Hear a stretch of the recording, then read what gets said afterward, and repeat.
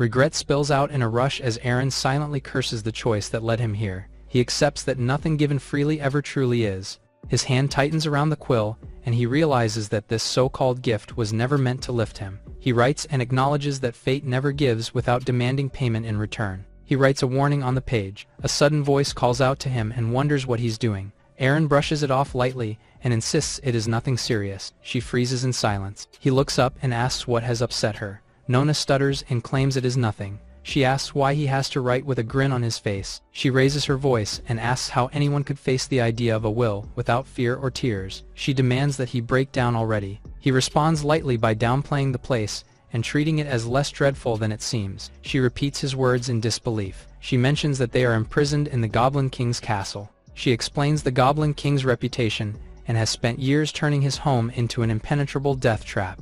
Even the most revered knights of the kingdom are said to be unable to break through its defenses. She tells a tale of a duke who once led an entire army to rescue his captured daughter. No one succeeded, and the Goblin King wiped out the entire army. He jerks forward in disbelief and shock. She confirms and explains that the duke was a friend of the daughter's father. Aran's face lightens as he realizes something and makes Nona curious. He thinks that if the Goblin King is truly powerful, then the snail will not be able to reach him. She watches him closely and wonders how he is still smiling despite everything she has said. Her lips tremble as she struggles to hold herself together. She finally bursts out into tears. She continues to cry as he scratches his head in the next cell. She wipes at her eyes and mutters an insult under her breath. She reflects on her father's absence and the dwindling prisoners around her, and resolves to leave something behind in case she disappears. Her gaze drifts back to him through the bars as he calmly hums. She sees the book and quill sitting on his lap. She hesitates and gathers courage before calling out to him. She asks to borrow his pen and paper.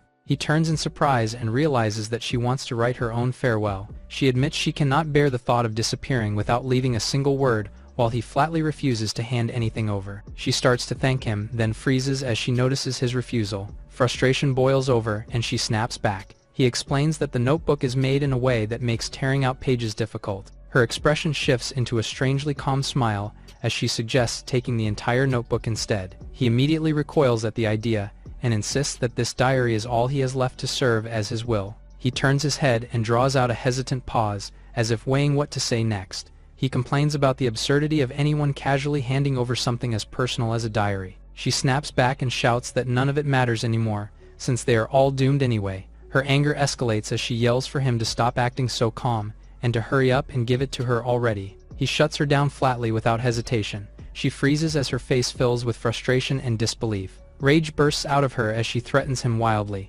She lunges forward and wedges herself between the iron bars. She slips further than intended and ends up stuck. He looks back and asks what exactly she thinks she is doing.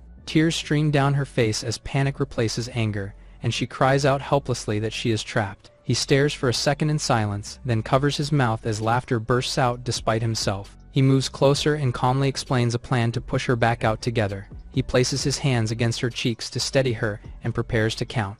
A sudden sound freezes him in place and dread flashes across his face. He realizes with horror that midnight has arrived. The ceiling starts to rumble as they stare up.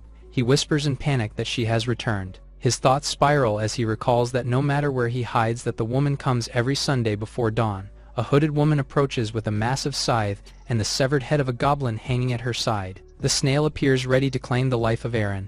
Eren remembers how her mother reminded him that nothing in this world ever comes without a cost. She tells him to remember it before sending him off on an errand. The younger version of him stares back in confusion at how suddenly the task is thrown at him. The confusion lingers in his older self. The divine being offers him limitless wealth, while casually revealing the price that comes with it. He stands firm and rejects the idea of free miracles. Relief washes over him as he convinces himself that heaven recognized his good deeds. He asks one last practical question about whether he is even allowed to fight back if attacked. The divine being makes it clear that whatever happens next is entirely his problem. He relaxes with his eyes closed and rubs his chin as he imagines how easy the task will be. The memory jumps forward to him lounging in luxury as he pays for protection. Thunder splits the night sky as lightning crashes over the mansion. A hooded figure appears outside the entrance and leaves him shocked. Panic tightens his chest as he stammers. A crimson eye sharpens with focus as the hooded woman locks onto him. His breath catches as fear overwhelms him.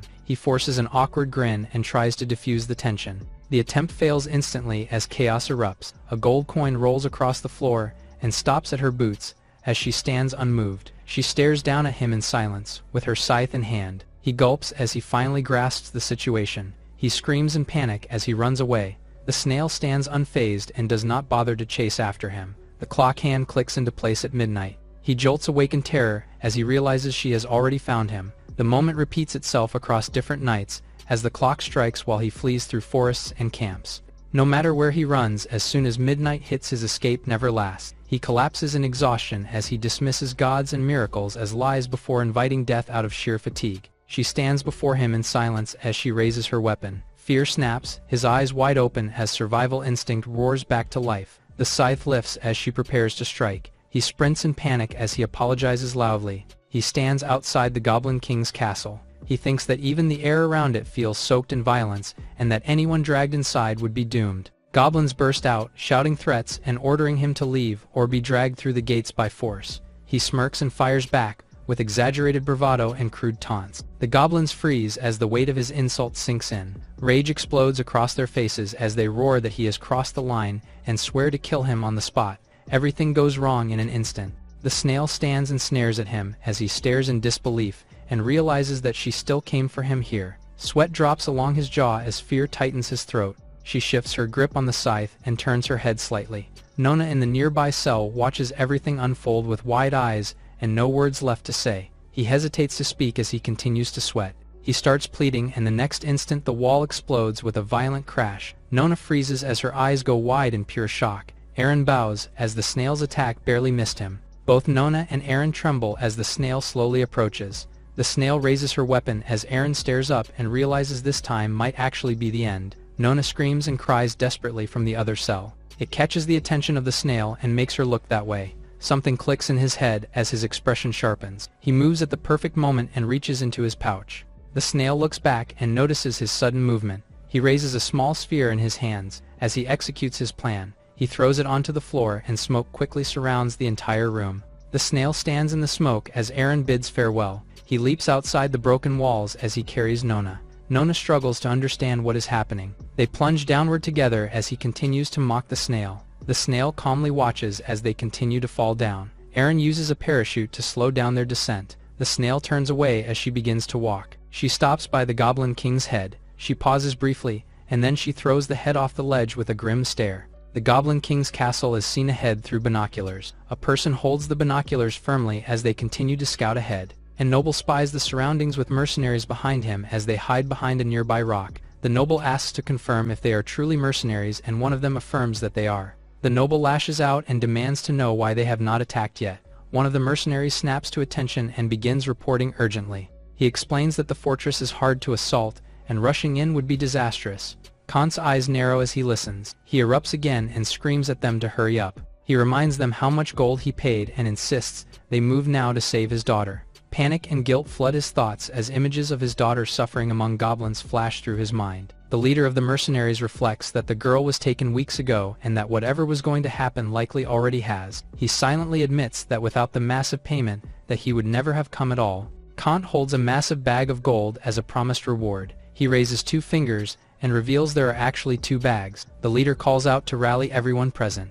He shouts and declares their intent to slay the Goblin King. Onlookers whisper uneasily as they realize these mercenaries chose money over their lives. The group marches forward through the town with confusion and dread spreading across their faces. Fear tightens as they wonder if the Goblin King truly is that powerful. The leader weighs his reputation against survival and decides that running is better than dying if things turn bad. His gaze drifts as he notices Kant cut them off. Kant explodes into another outburst and demands an immediate night assault before dawn ruins everything. The leader agrees to proceed with a feint while quietly preparing an escape route. He snaps to attention and loudly acknowledges the order to move forward. He raises his arm and tells everyone to get ready. The moment crackles with tension as an unnatural disturbance ripples through the canyon. The leader turns and reports that the disturbance came from the direction of the goblin prison. He stares up at the mountain as he tries to understand the scale of the blast. Kant erupts again and screams for them to advance regardless of danger and reminding them they were paid in full. The green-haired mage snaps and tells him to be quiet.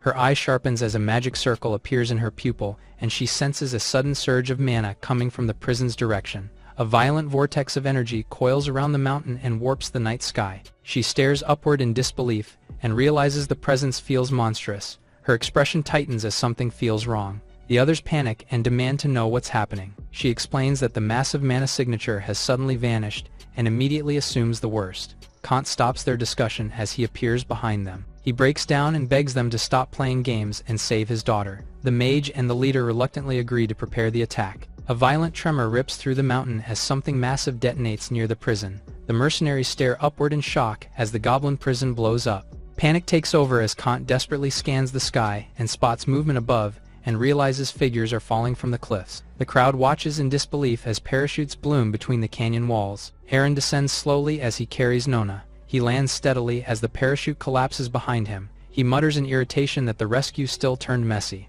He looks around at the stunned crowd and casually wonders why so many people are here. His grip tightens as he adjusts Nona in his arms. A sharp gaze hardens as realization hits him all at once. Kant breaks down the moment he recognizes his daughter and rushes forward in disbelief. Eren briefly wonders, but soon realizes. He gently announces Nona's father's presence while adjusting his grip to steady her. Her eyes flutter open, and confusion washes over her face as she processes where she is. Emotion overwhelms her, and tears spill out as she finally calls out to her father. Kant freezes and is barely able to breathe as he takes her in. Rage replaces relief, and he lunges forward and accuses Eren of harming her. Eren hesitates to answer after the sudden outburst. The head of the Goblin King crashes down before he could continue talking. He looks and notices the smashed head on the floor. He mocks it for being useless. Kant trembles in shock as Eren turns to look at him. Eren wonders what Kant said about him. Kant abruptly softens and praises Eren with exaggerated warmth and misplaced gratitude. He presses on with a crude remark that turns the moment deeply uncomfortable.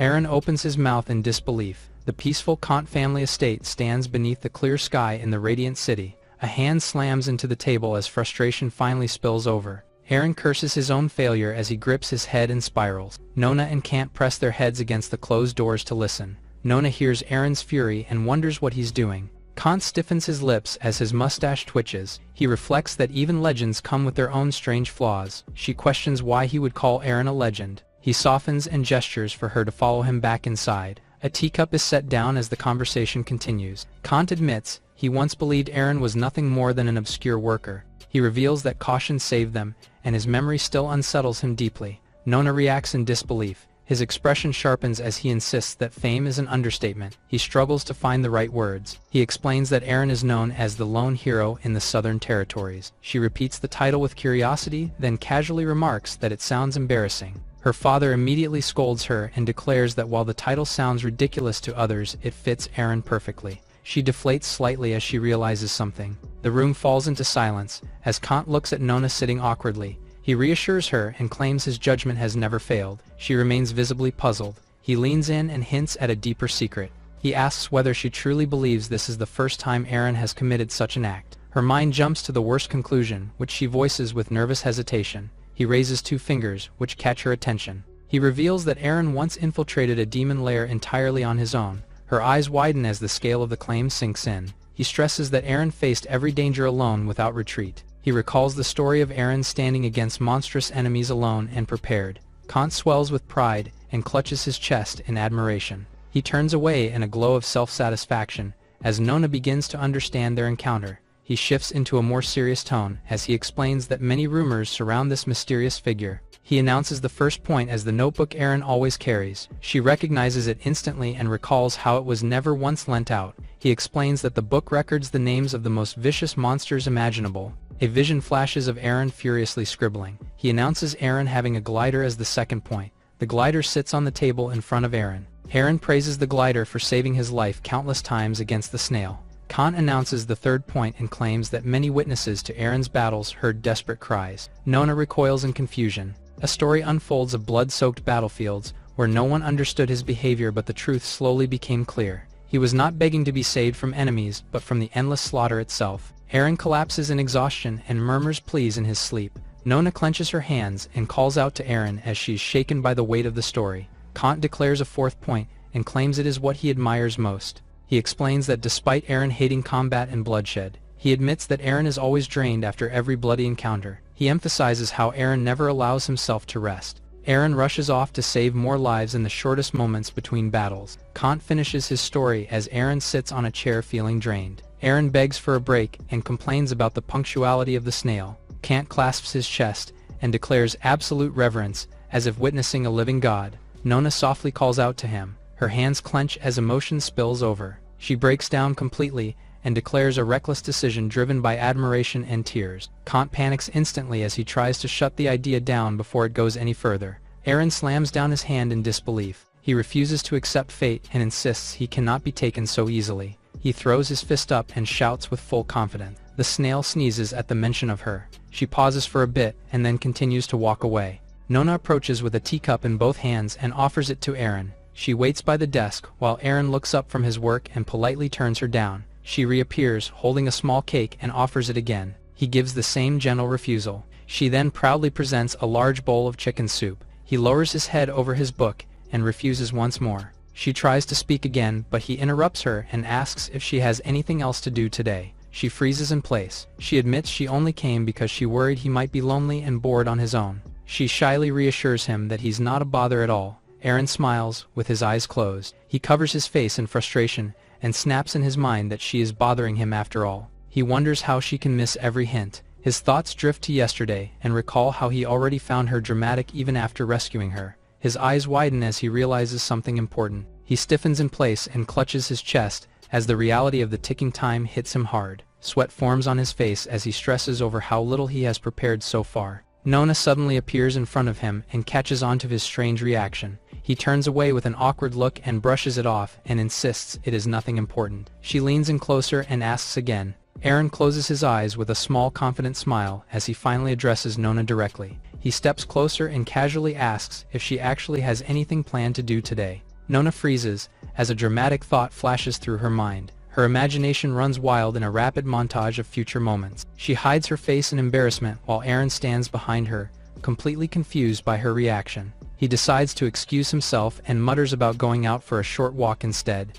He awkwardly tells her he will step outside for a bit. Nona jolts in shock as she suddenly realizes what his words sound like to her. Her expression hardens with determination as excitement builds in her eyes. She bursts with energy and eagerly agrees, and leaves Eren stunned by how ready she looks for this sudden turn of events. Nona trails behind him through the quiet street. Her expression sharpens as confidence kicks in, and she mentally celebrates how fast things seem to be moving in her favor. She suddenly shifts into lecture mode. She explains that when the girl asks first but the guy usually overthinks and gives vague answers anyway, she demonstrates the trick by casually suggesting an option. She declares the real goal is to choose the place herself while making it seem like his idea. She watches him from the corner of her eye and smiles as she congratulates him internally for playing along so smoothly. She finally asks where he would like to go. She praises herself internally. Her calm cracks and surprise flood her face as he mentions the alchemy workshop. She collapses into disbelief due to him picking something so specific all of a sudden.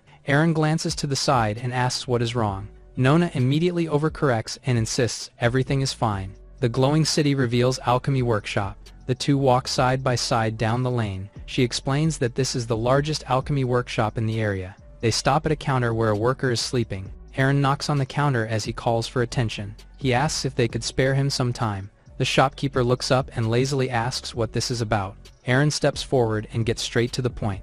The shopkeeper jolts upright in shock. He immediately recoils and waves it off. Nona smiles to herself while listening. She steps forward confidently and frames the situation as her moment. Eren drops a bag of gold on the counter and shocks the shopkeeper and Nona. The shopkeeper explodes in anger. Eren adds another bag of gold on the counter and continues to shock them. The shopkeeper shouts in rage at the insult. Aran adds another bag as it spills the gold inside. He continues to add a few more bags. The shopkeeper imagines himself on top of a lot of gold. A stern, older alchemist storms in and declares that he will handle the guest himself. Eren awkwardly accepts while holding another bag of gold. A short time passes as the workshop settles down. Several tied money bags now sit neatly on the counter. Nona recognizes how money reshapes the mood in an instant. Eren checks the pile and asks Odin if the glider puppet is in good condition. Odin answers while working and explains that the mechanism is extremely delicate and far beyond ordinary handiwork. Aran points out that the device was not just made by a craftsman,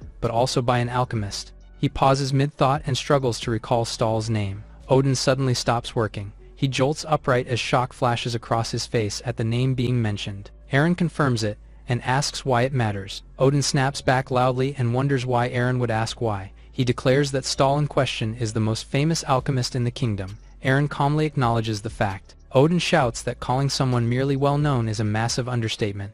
Aaron explains that Stahl was reluctant at first, and only agreed after being paid an overwhelming amount. Odin freezes and wonders if he underestimated the scale of what was offered. The realization lands cleanly when it is pointed out that this was not excess, but the bare minimum. The words echo in his head as his pride takes a direct hit. He realizes just how far out of his depth this request truly is. He sits alone at his table under a heavy silence, while figures whisper in the background. Aaron leans forward and asks if there's a problem. Aaron keeps working without looking up and asks them to wait while he finishes fixing the device. Aaron politely says they will leave him to his work. Odin sets the fixed glider on the counter after a while. Aaron reacts in disbelief at how quickly the work was completed. He turns it over in his hands and wonders if it was really that simple. Odin casually explains that the task was never difficult and questions why it would take so long. He adds that the mechanism will never fail as long as it is not used. Aaron tries the mechanism and it starts to spin. The mechanism suddenly lurches forward as the parachute is released.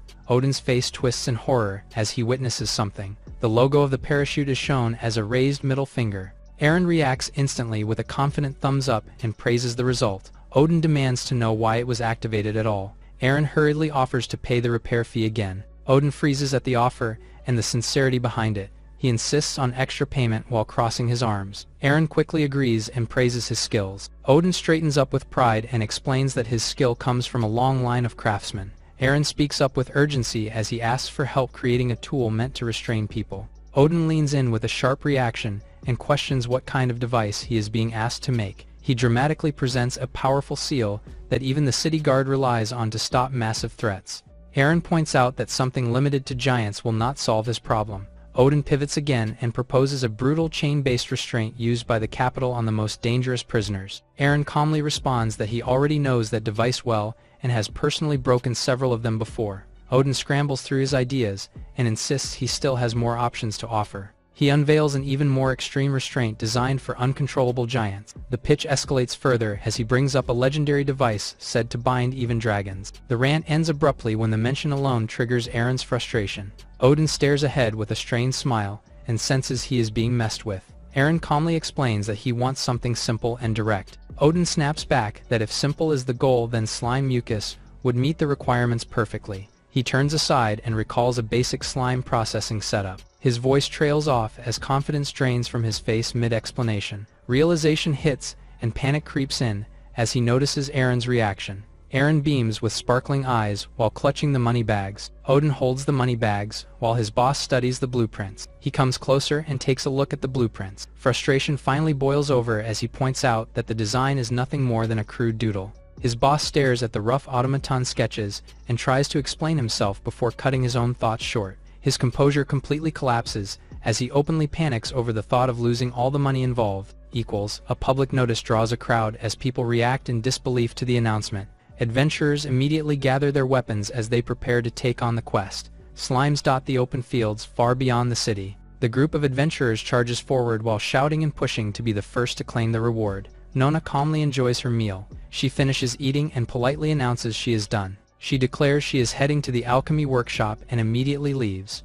Kant and the butler discuss her closeness with Aaron. He fears that Aaron lacks the wealth to support her properly, and he orders the butler to bring him money at once. The butler accepts the command without question, and replies that he understands. Kant questions what the butler is implying. The butler answers by using the money to hire a hitman to get rid of Aaron. Kant stares at the butler and pauses, while the butler sweats. He questions the butler's choices, and says the gold is to pay off Aaron. He holds 2 bags of gold in his hands. He goes and enters the alchemy workshop. He stops at the entrance. He wonders if he is in the right place. He shouts in disbelief as he sees the workshop filled with defeated slimes. Someone shouts from outside for him to move out of the way. The adventurer rolls a wagon of defeated slimes inside the workshop. The adventurer excitedly reports that every slime in the outskirts is wiped out as the Cant freezes in shock. Another wagon rolls outside as Aaron announces the arrival of payment. The adventurers erupt in cheers and welcome Aaron's arrival. Odin pulls out a small knife to open the bags. Aaron organizes the crowd and instructs everyone to take turns and not rush. Cant stares in shock as he realizes how much each adventurer will be paid.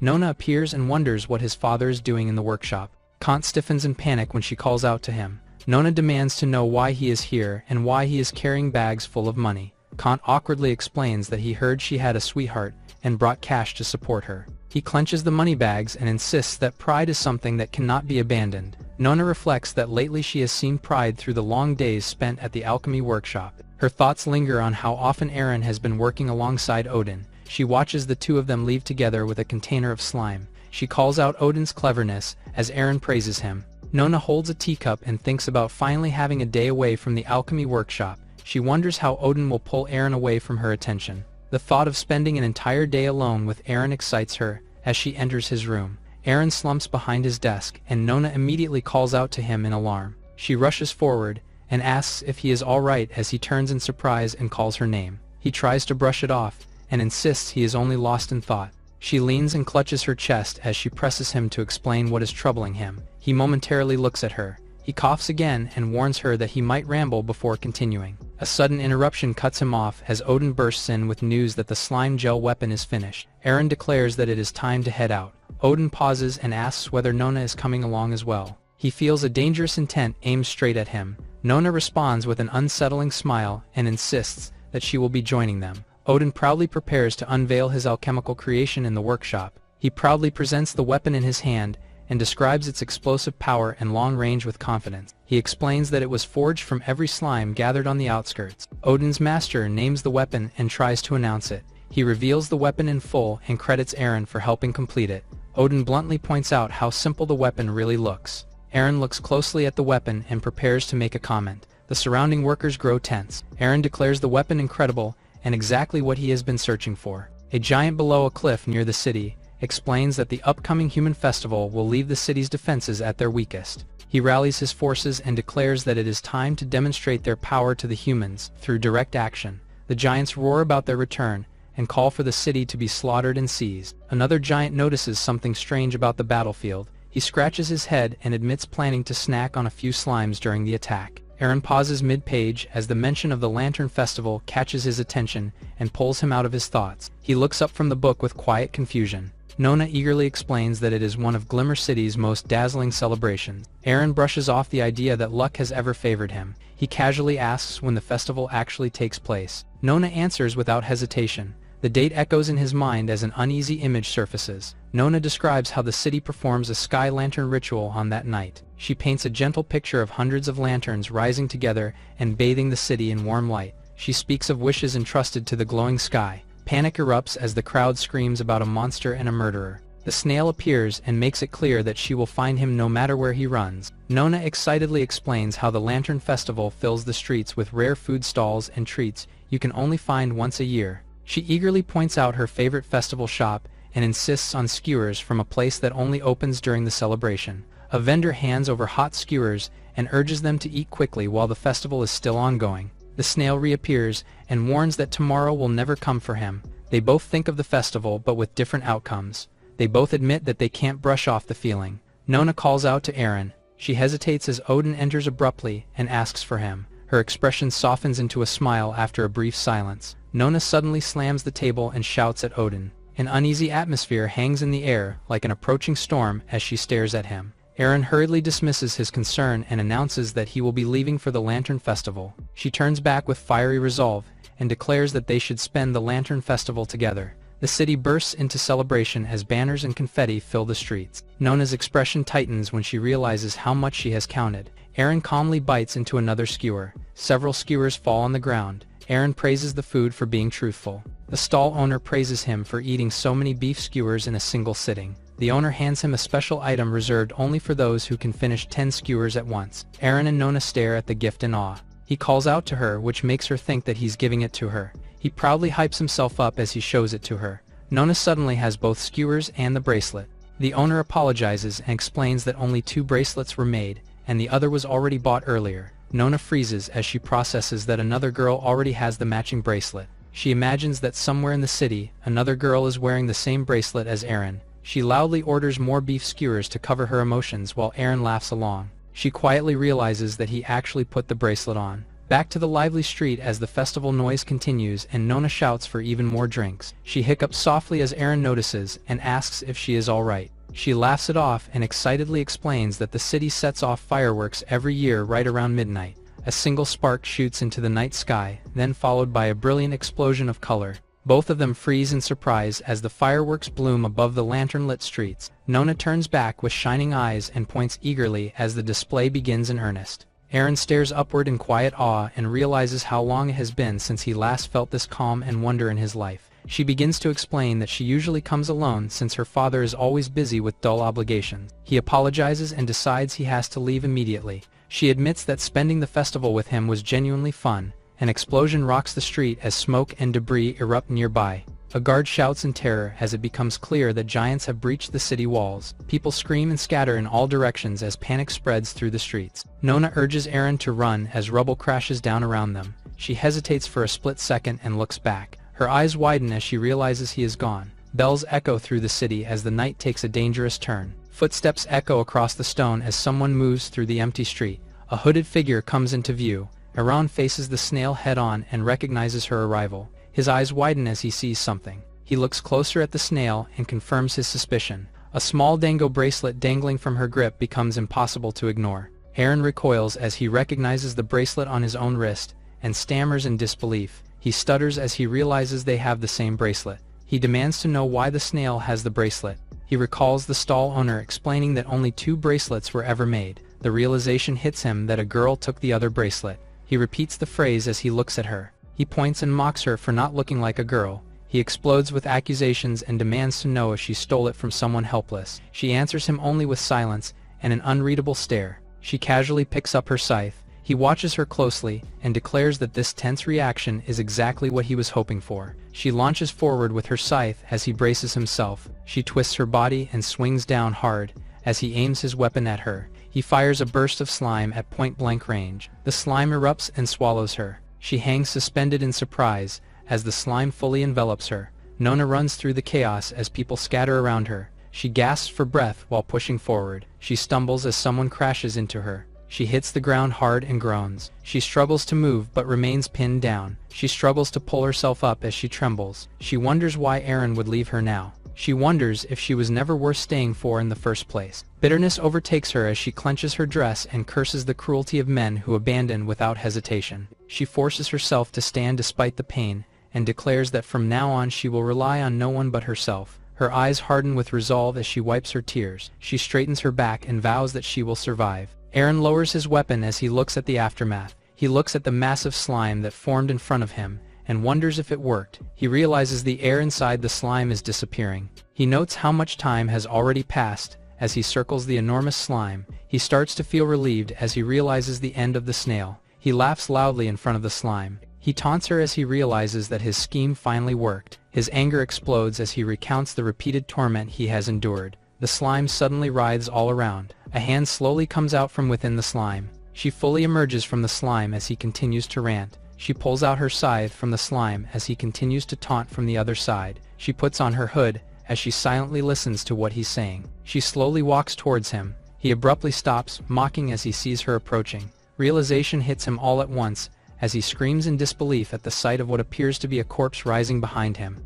Nona pushes through the fleeing crowd and bumps into a man. The man freezes as Nona peeks to see what lies ahead. A group of armored giants blocks the street ahead. One giant declares the city theirs now. Another giant strikes his ally aside in frustration and barks orders about supplies. The leader regains control and orders the loot secured first, while the others deal with the civilians. The giants agree and receive orders to seize children for food and kill any adults who resist. The giants advance as terrified townspeople shrink back. A mother shields her crying child and desperately tries to calm him as fear spreads through the crowd. Her eyes harden as she watches the giant approach. She asks for help as she clings to her side, but no one dares to approach her. Tears roll down her face as she continues to call for help. She begs for her child to be saved. One of the giants mocks her plea. A furious shout cuts through the tension. Nona pushes through the crowd and demands that the child be released. The giant picks his ear with his finger. He asks if Nona could hear herself speaking. He questions her position to order him around.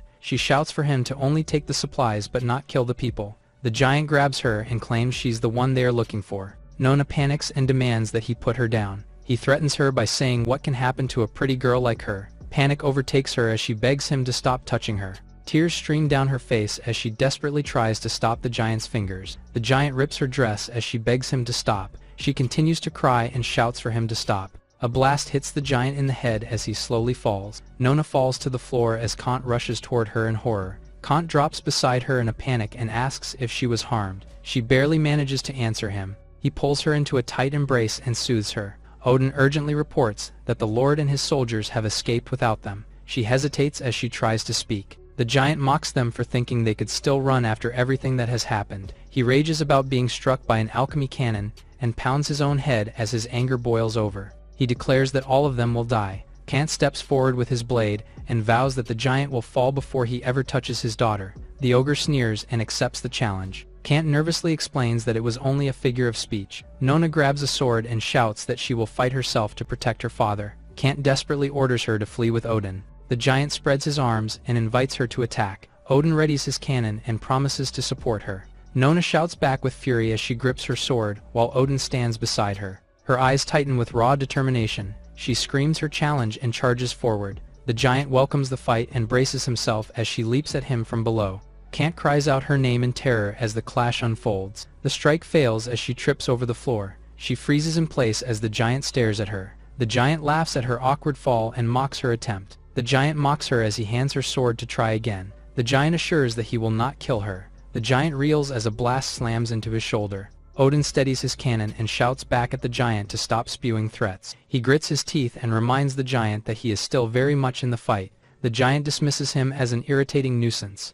The ogre charges and strikes Odin, and sends him flying. Odin crashes across the ground. The giant announces that he is done playing and orders everyone to be slaughtered. Nona freezes as the words sink in. The ogre rallies his men and proposes a twisted contest over who can kill the most as his soldiers cheer. Heavy footsteps thunder forward as someone screams for everyone to move immediately. The giant freezes mid-taunt as something catches his attention. Eren charges straight down the street while shouting for everyone to clear the way. He barrels between the giants and forces a path. His sprint cuts through the crowd like a wedge as people recoil and stumble back. Nona breaks into a run after him. One of the giants laughs loudly as he notices the escaping human and mocks the attempt. A sudden blur slices across the street, and the giants stiffen as something unseen strikes. Nona grabs Eren and pulls him into her arms as she cries out that he has returned. The crowd erupts in awe and excitement as they recognize Eren as the one who slew the giant with a single strike. Cheers swell around them and hail him as a hero, while Eren looks overwhelmed as Nona clings tightly to him. Eren turns sharply as he senses the snail approaching. Eren runs through the empty street as the snail chases her 1 hour earlier. He wonders why she's moving much quicker. She continues to pursue him. He pauses and sees the city's walls in front of him. He realizes it's a miracle. Crystals start to form around his boots as he approaches the wall. He leaps into the air and wonders if snails can fly now. He lands a step on the wall. He lands on top of the wall and praises himself. He realizes too late that snails can climb walls as the snail scales the wall. Back to the present as the crowd erupts in relief and praise for Eren's return. Sweat beads on his face as he internally accepts that this situation is spiraling out of control. The snail slowly approaches in front of the giants she has slain. She thinks of the meatball vendor. She notes how delicious the meatball was as the civilians continue to surround Eren. She hesitates and admits to herself that she cannot stay. She resolves to leave for now, and promises herself that there will be another chance someday. Eren looks around in confusion as he notices that the snail is gone. He wonders why she left just as suddenly as she appeared. He feels like he barely survived the chaos. The snail raises her arms and calls out his name. Eren jolts awake in bed and clutches his chest as Nona panics behind him at the sudden movement. Nona immediately scolds him for worrying everyone while she was half crying and half relieved that he did not run away. She begins explaining everything that happened while he listens in silence. Eren reflects that the snail wiped out the giants and left everyone believing he was the one responsible. His thoughts halt when he remembers the strange meatball bracelet resting on the snail's wrist. He quietly gets up and says he needs to check something and tells Nona to rest. Nona watches him leave and wonders if he is worried about her. She beams softly as she reassures him that caring about her is obvious and unmistakable. Her thoughts spiral into exaggerated logic as she rolls around the bed, lost in romantic fantasies. She secretly watches him at the meatball stall and proudly frames herself as a responsible future wife rather than a stalker. The shop owner casually mentions the girl who once took a meatball necklace and notes that she returned not long ago. The timing hits him hard as he realizes she was there just half an hour earlier. It finally sinks in that she is not some repeating NPC but a real person living her own life in this world. The shop owner adds that she loves the meatballs, but her bracelet looked dirty that day, so he replaced it with a new one. He presents the old bracelet with a name marked on the charm. Aaron froze as he saw Vera written on the charm. The shop owner confirms that the name on the bracelet must belong to her. Aaron suddenly realizes that if she is a real person, and not just a scripted presence, then simply running far enough might actually work. Nona orders a new meatball flavor, while Aaron struggles with the idea of escaping a world without modern travel. Nona recognizes Aaron as he continues to be lost in thought. She suggests staying with him for company while awkwardly clarifying that she is not implying anything romantic. Her face suddenly flushes with shock as the spice hits harder than expected. Chaos breaks out when the flavor overwhelms her and draws laughter from the vendor. A loud crash interrupts the scene as workers struggle with an impossibly heavy piece of armor. Aaron notices the armor and is confused by how solid it feels despite being stripped from a defeated giant. The workers remark that his armor remains perfectly intact, unlike the giant. One of them finally spots Aaron and calls out to him in surprise. The workers give their gratitude towards Aaron as he inspects the armor. He inspects the armor closely and wonders what it is made out of. The workers in the workshop discuss the source of the armor and who is the only one capable of wearing it. An older worker notes seeing the armor worn when he used to work at the capital. He explains it is made out of one of the hardest materials in the world. The younger workers praise him as Aaron continues to examine the armor. Tears start to form in his eyes as Nona looks at him with confusion. She wonders why Aaron is looking at the armor in that way. Aaron is warned that cold iron requires a special forging process and cannot be produced locally. He immediately asks whether the material is for sale and makes it clear that money is not a concern. The craftsmen explain that no such stock exists, and that giants would never part with their tribe's greatest treasure.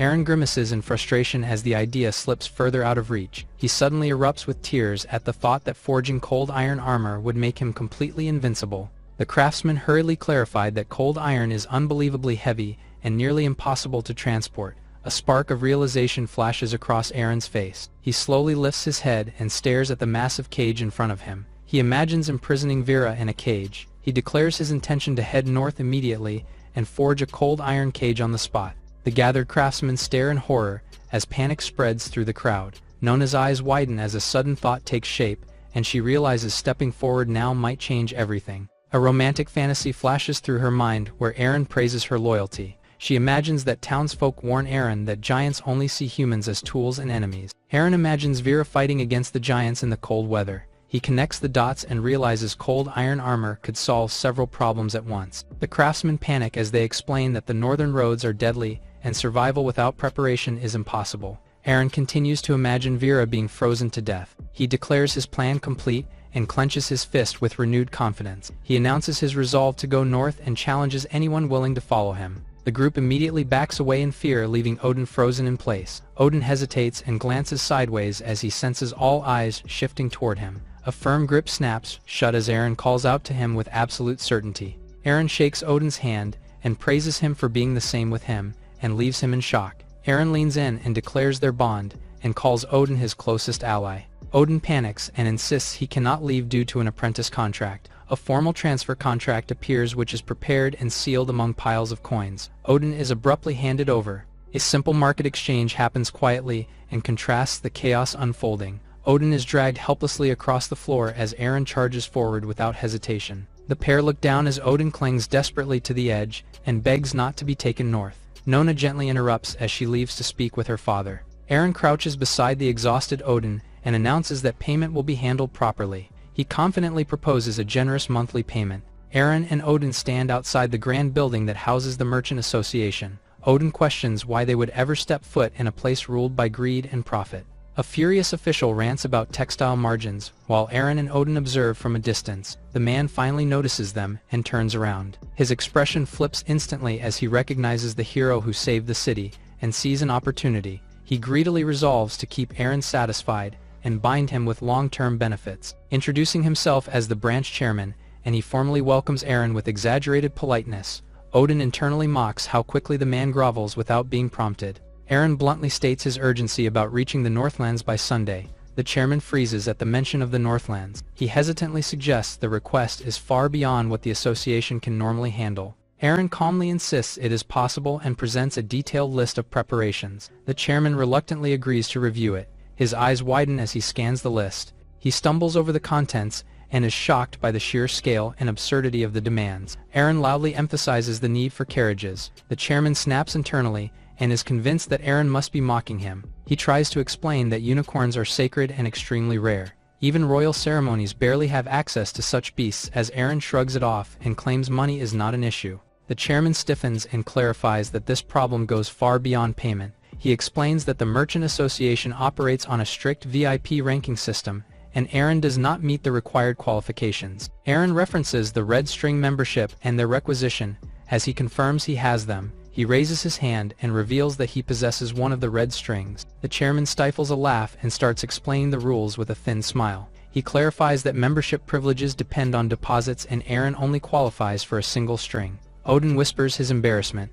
Aaron scratches his head, then suddenly lights up as a realization hits him. He confidently announces that he actually owns plenty of red strings. He reveals that he had so many that he knitted them into a sweater. The chairman's face freezes before twisting into total shock as the revelation sinks in. He drops to one knee and declares unwavering loyalty to Aaron. He vows to go to any extreme and fulfill any request without hesitation. The Merchant Association's red string is explained as a symbol of absolute authority and status, and their standing within the association becomes higher with more red strings they possess. A sweater made entirely of red strings raises disbelief over what kind of rank that represents. The chairman eagerly asks if there are any additional requests now that preparations are underway. Aaron calmly asks whether their departure on Wednesday morning will pose any problems. The chairman freezes and realizes how little time remains to prepare everything. Aaron's steady gaze makes it clear he has no intention of backing down. The chairman quickly reassures him and insists there is more than enough time. He explains that a snow elf is an extremely special existence and hints that such a person's status would be beyond ordinary measures. Aaron states with certainty that she will come.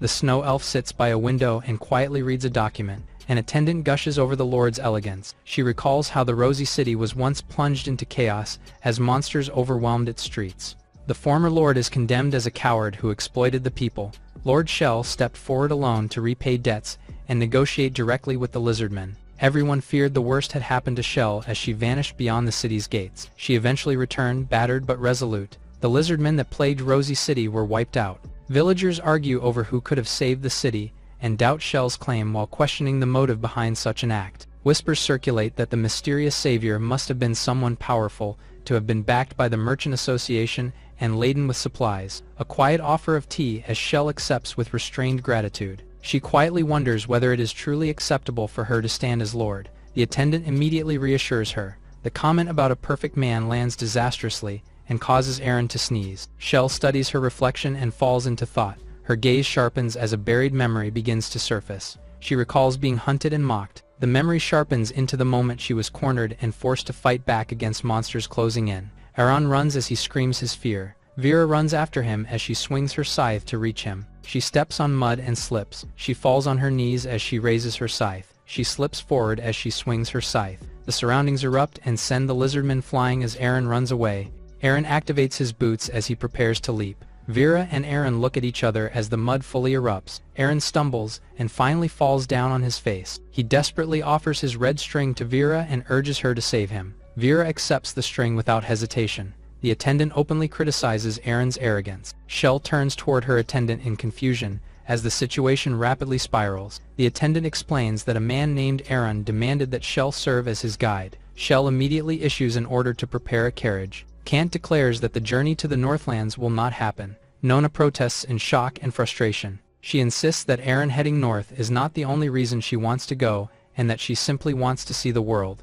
Kant pinches her cheeks while scolding her for being infatuated with someone he deems dangerous. She struggles against him and insists there is nothing dangerous since many people will be traveling together. He scoffs and mutters that Aaron may be wealthy but has no real power. He compromises and says he will allow her to go only if Aaron can gather the nation's top expedition team. She freezes for a moment before erupting with joy at the unexpected approval. He chuckles fondly and tells her to give up on the idea if it fails. The servant bursts in and urgently calls them outside to see what is happening in the street. A caravan led by unicorns advances along the Radiant City main road. People gather on both sides to watch the unexpected spectacle. Kant reacts with disbelief at the sheer scale of the arrangement. The ornate carriage rolls forward. Nona in the crowd excitedly calls out to Aaron. Aaron stops near the carriage. He expresses gratitude for the request being accepted while facing the carriage door. Shell and her assistant observe him through the open doorway with quiet curiosity. Shell greets Aaron as she gets out of the carriage. She loses her footing as she steps down from the carriage. Aaron instinctively reaches out and catches her.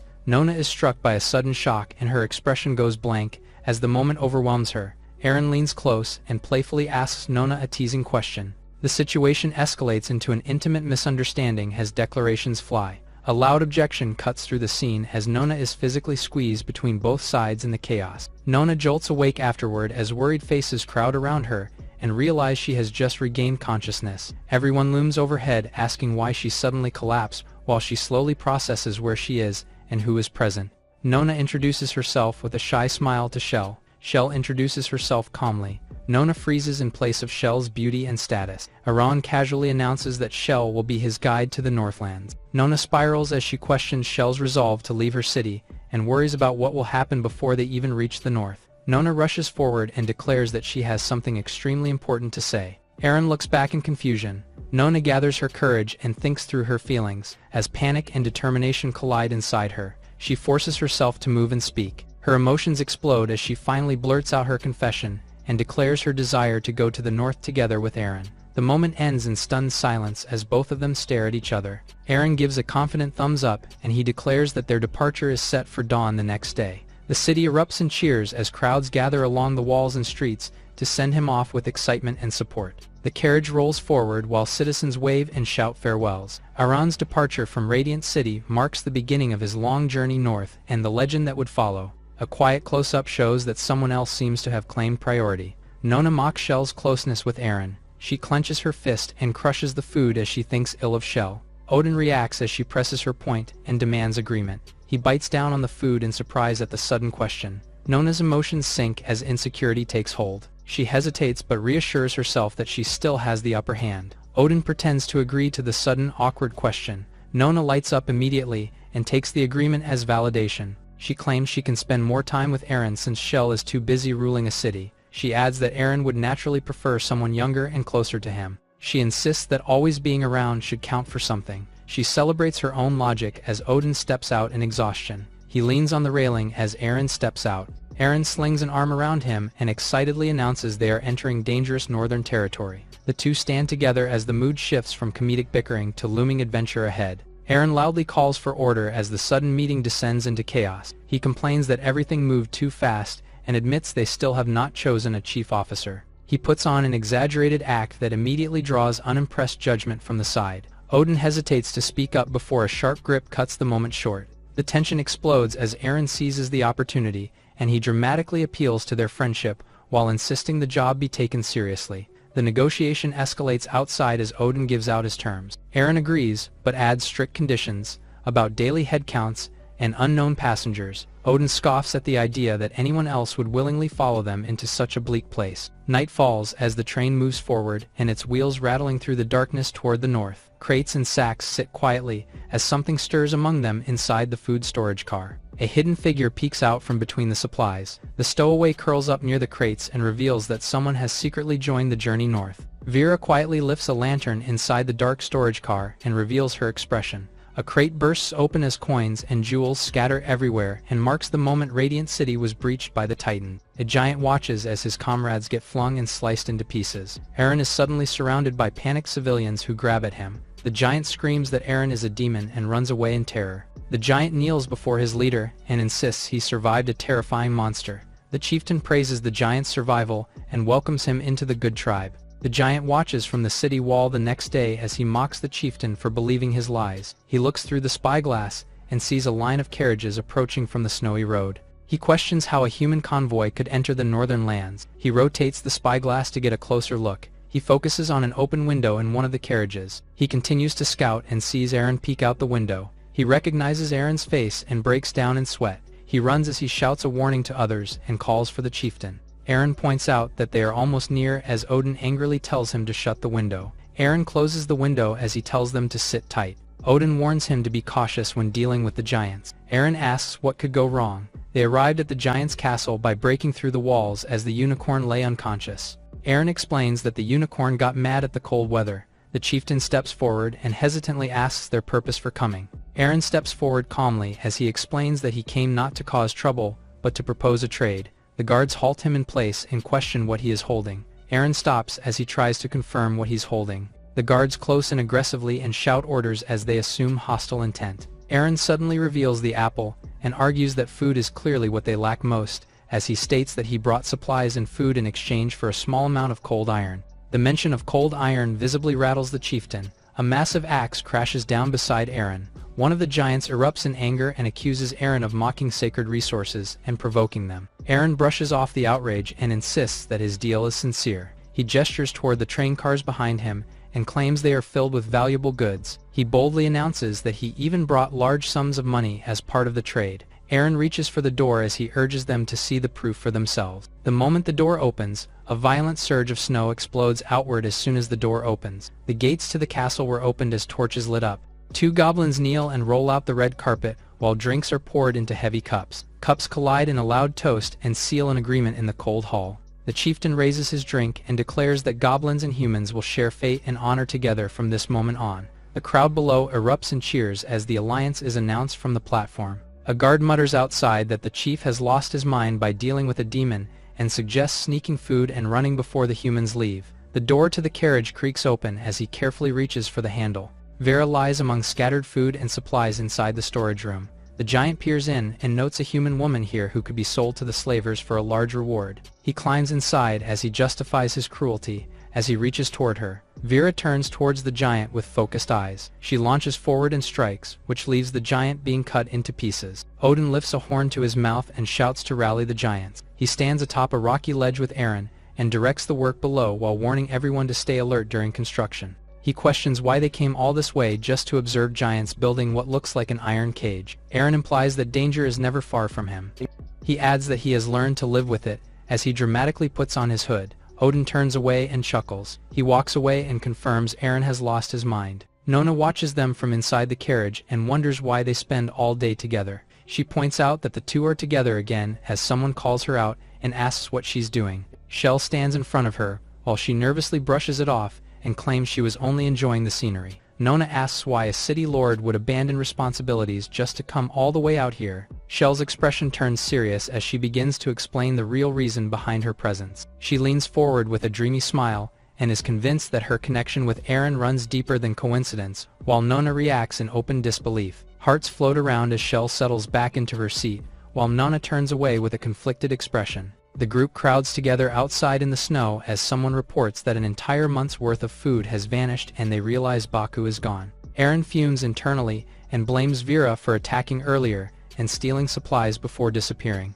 The chieftain suddenly steps forward and demands answers from him. He presses for the truth and forces Eren into visible panic as he struggles to explain himself. A sharp interruption lands before Eren can finish. Odin steps in angrily and points out the obvious flaw in the accusation. He questions why a giant would even approach a grain cart. The argument escalates as the missing food and nearby wounds are blamed on some kind of giant creature. He accuses the giants of making baseless claims and warns that reckless suspicion could shatter the fragile relationship they have built. The chieftain is told to search for a traitor among their own or consider the possibility that a wild beast crossed into their territory. The giants disperse with forced politeness and exchange hollow pleasantries as they leave, while Eren proudly looks at Odin. Odin presses the issue and insists Eren knows more than he is letting on. He suddenly declares with certainty that whatever killed the giant could not have been a wild beast. Aran hesitates and struggles to respond under the pressure. Realization flashes across sharp blue eyes as a chilling possibility takes shape. Panic spreads as the idea of an old legend resurfaces. A tale unfolds of an ancient village angering a cruel god whose dissatisfaction led to destruction and terror. A lone warrior stepped forward and vowed to shoulder the curse meant for everyone else. He swore the demon hunt and its burden would fall on him alone. The warrior was bound to an inescapable curse and wandered endlessly while fleeing the hunt that followed him. The story closes on the grim aftermath and reveals that even when the villagers believed they had found a solution, but death had already claimed its price. Odin erupts in shock and realizes that the curse being described might be the same one tied to Eren. Eren inwardly panics as he wonders how to respond without making the situation even more uncomfortable. A sudden spark of realization hits, and accusations fly as Odin connects the legend directly to Eren. Odin waves it off and reassures him. He boldly declares that he refuses to let Eren die. Eren questions why he should feel inspired instead of alarmed. The construction reaches completion and reveals a massive iron cage towering over the rocky terrain.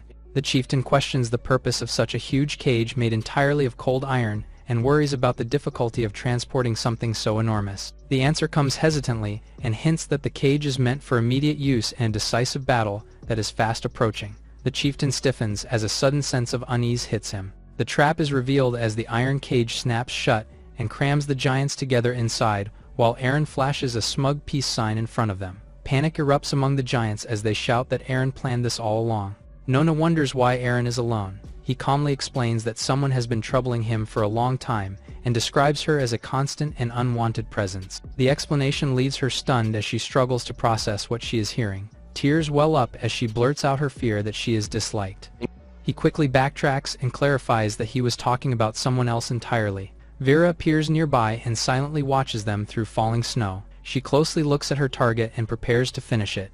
A giant woman looms over Vera, and wonders why she is wandering alone in the snow. She warmly insists that the cold is dangerous, and invites Vera inside while mentioning a large feast prepared for the night. The giant cheerfully explains that the traditional meal is filling and meant to keep anyone warm as they walk off together through the snowy village. Eren points out that the giant chief has invited them to a feast while Odin is still scrambling for answers. Odin argues that if they understood what the demon hunter looked like, then they could finally form a proper plan. Eren begins describing Vera's characteristics. He continues to describe her from her weapon to her body size. The chieftain enthusiastically welcomes them inside. They are greeted with exaggerated warmth inside the hall. They move towards the table as Odin confirms his drawings with Eren. The chieftain makes a secret plan to slip a sedative to their drinks with one of the giants. He points out how sneaky the humans are, and must be planning something. He decides to act quickly, as he reminds the giant to not tell anyone. The giant goes to another giant to tell the plan. He tells another elder of the plan. The elder tells the plan to a girl giant. Nona suddenly freezes as realization hits as she hears the giants talking. She clenches her fist and decides that this time she will be the one protecting Eren. Eren inspects the drink and wonders if it came from slimes. The chieftain urges him to drink and proudly presents it as a rare specialty meant to honor their guest. Pressure builds from both sides as the chieftain insists, while Eren quietly calculates. A heavy thud echoes as the cup is set down, which buys precious time and draws everyone's attention. Eren stands and announces that he wants to speak. The giants listen with growing curiosity as he reframes the gathering as a sign of goodwill and cooperation. He raises his hand and claims to have several visions. Time passes as the night sky takes over and signals that the feast has been delayed far longer than planned. Snow slides off rooftops as the cold deepens outside. A giant warms himself by a small fire as he cooks a piece of meat. The long explanation finally reaches its end and leaves the giants baffled. Eren declares himself finished and immediately urges everyone to start digging into the food. The hall erupts in excitement as the giants cheer and thrilled that the long wait is finally over. A heavy wooden cup is shoved back into his hands and insists he drink after talking for so long. He convinces himself that a single small sip will not hurt. Nona rushes forward in panic and tries to stop him just as he raises the cup. He pauses in confusion and stares blankly as she calls out to him. She lunges with her hand outstretched and desperately warns him not to drink. The cup ends up back on the table as she stands firmly in front of it and shields him while the others watch in surprise. The chieftain tries to downplay her concern and insists that the drink is harmless. Nona tells him to prove it by taking a sip himself. She argues that as chief he should be the first to drink. The chief reluctantly agrees and claims it is for the tribe's future. Nona watches him closely. The cup of slime wine trembles as bubbles rise to the surface. The chief slams the cup down and explodes in anger. He declares the dinner over and storms out, and claims they should never have invited such rude company. Nona fumes, unable to believe they are the ones being blamed. Odin quickly covers her mouth and holds her back. He drags her away despite her kicking and pointing in protest.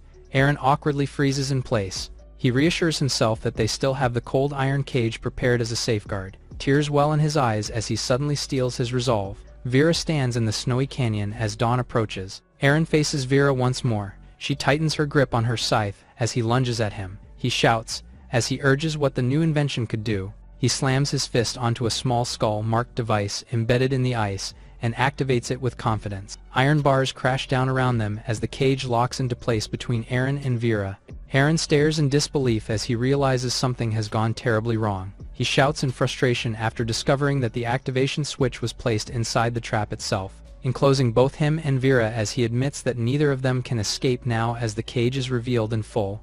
Eren smirks confidently inside the cage and boasts that Vera has no way to defeat him now. Vera angrily attacks the iron bars to reach him. He claims she cannot kill him or escape, and tells her to simply accept the outcome. A small debris interrupts his composure, and his expression twists in alarm. The iron bar in front of him cracks and he panics as he shouts for her to wait. She stands calmly behind the broken bars with her eyes fixed on him. She places her scythe against the cracked iron bar. She starts grating the bar with the scythe's edge. He realizes too late that the cold iron cage offers almost no resistance to magic and fears she can attack with it as well. A massive piece of iron bar slams into the ground between them, and he staggers back in shock. She goes through the opening as he warns her to stay back. She notices the opening was too small for her to go through. She resumes grating the iron bars in front of her. He forces himself to breathe, and reminds himself to stay calm. Her gloved hand brushes along the curved blade, and the bracelet flickers around her wrist, which catches his attention. He squints and mutters her name in disbelief as she pauses behind the bars. His eyes light up with a sudden idea, and he urgently advises her to stop and reconsider her actions. He raises his hand and realizes she can still hear him, which means there is a chance to negotiate. She watches him without expression as he attempts to threaten her by mentioning the people she cares about.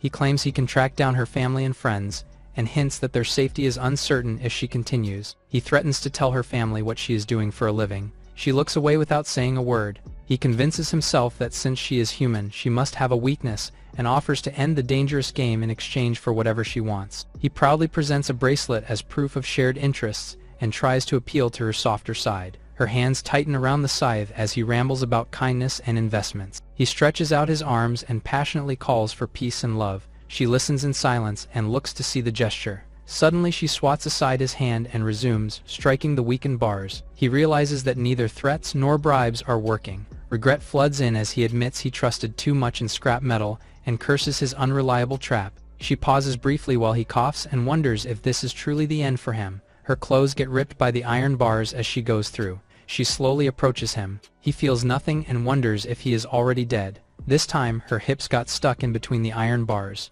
He opens his eyes slowly. She suddenly lunges forward on all fours between the bars and startles him as she blurts out that she got stuck again. Her cheeks flush red with embarrassment as he bursts into laughter. He recognizes her as Vera and reacts as if this situation has become absurdly coincidental. He starts teasing her for getting stuck only for her to snap back and grab at him through the bars in frustration. He regains his composure and addresses her more formally. He then asks if she knows what he is holding. He reveals a small green spray can. He announces that he is about to use it and warns her not to blame him for what happens next. She stiffens against the bars as he presses the glowing green spray toward her. He demands answers about why she is hunting him and who is behind it. He declares that she can either confess peacefully or brace herself for the consequences. She turns her head aside as he remarks that only someone who has lost his mind would behave like this. He leans in and doodles a tiny pig nose on her cheek with a permanent marker. He points out that he is nothing more than an ordinary man trying to survive, and reminds her that she is just another working stiff who should not lose sight of what matters. He snatches away the dango bracelet she treasures when she refuses to back down. Her eyes sharpen and she urgently tells him to return it. He pauses in confusion. He slams down the bracelet as he remarks that it took her 6 months to finally talk. She clenches her fist in rage. He blankly suggests she simply pick up the bracelet herself. He raises the bracelet with a smug grin and warns her that if she refuses to speak, he will force the truth out of her. If she resists, he cannot promise where he will shove the enchanted bracelet next. A ridiculous vision of a unicorn biting down on a red apple, and her eyes widened in startled disbelief at what that implies. Vera remains stuck in between the iron bars as Eren reflects bitterly that even money could not solve this situation. Eren rubs his forehead and regrets ever striking a deal with a self-proclaimed god. He grabs Vera by the cheeks and demands answers. He squeezes her cheeks impatiently as his temper thins. He draws a blade and boasts that it is laced with countless toxins and that a single scratch would ruin her instantly. He presses the knife close and claims that no one will be able to save her. She calmly places a hand against his chest and stops him with effortless ease. His confidence falters and he falls silent. Eren quickly claims he was joking and insists he could never actually bring himself to harm Vera.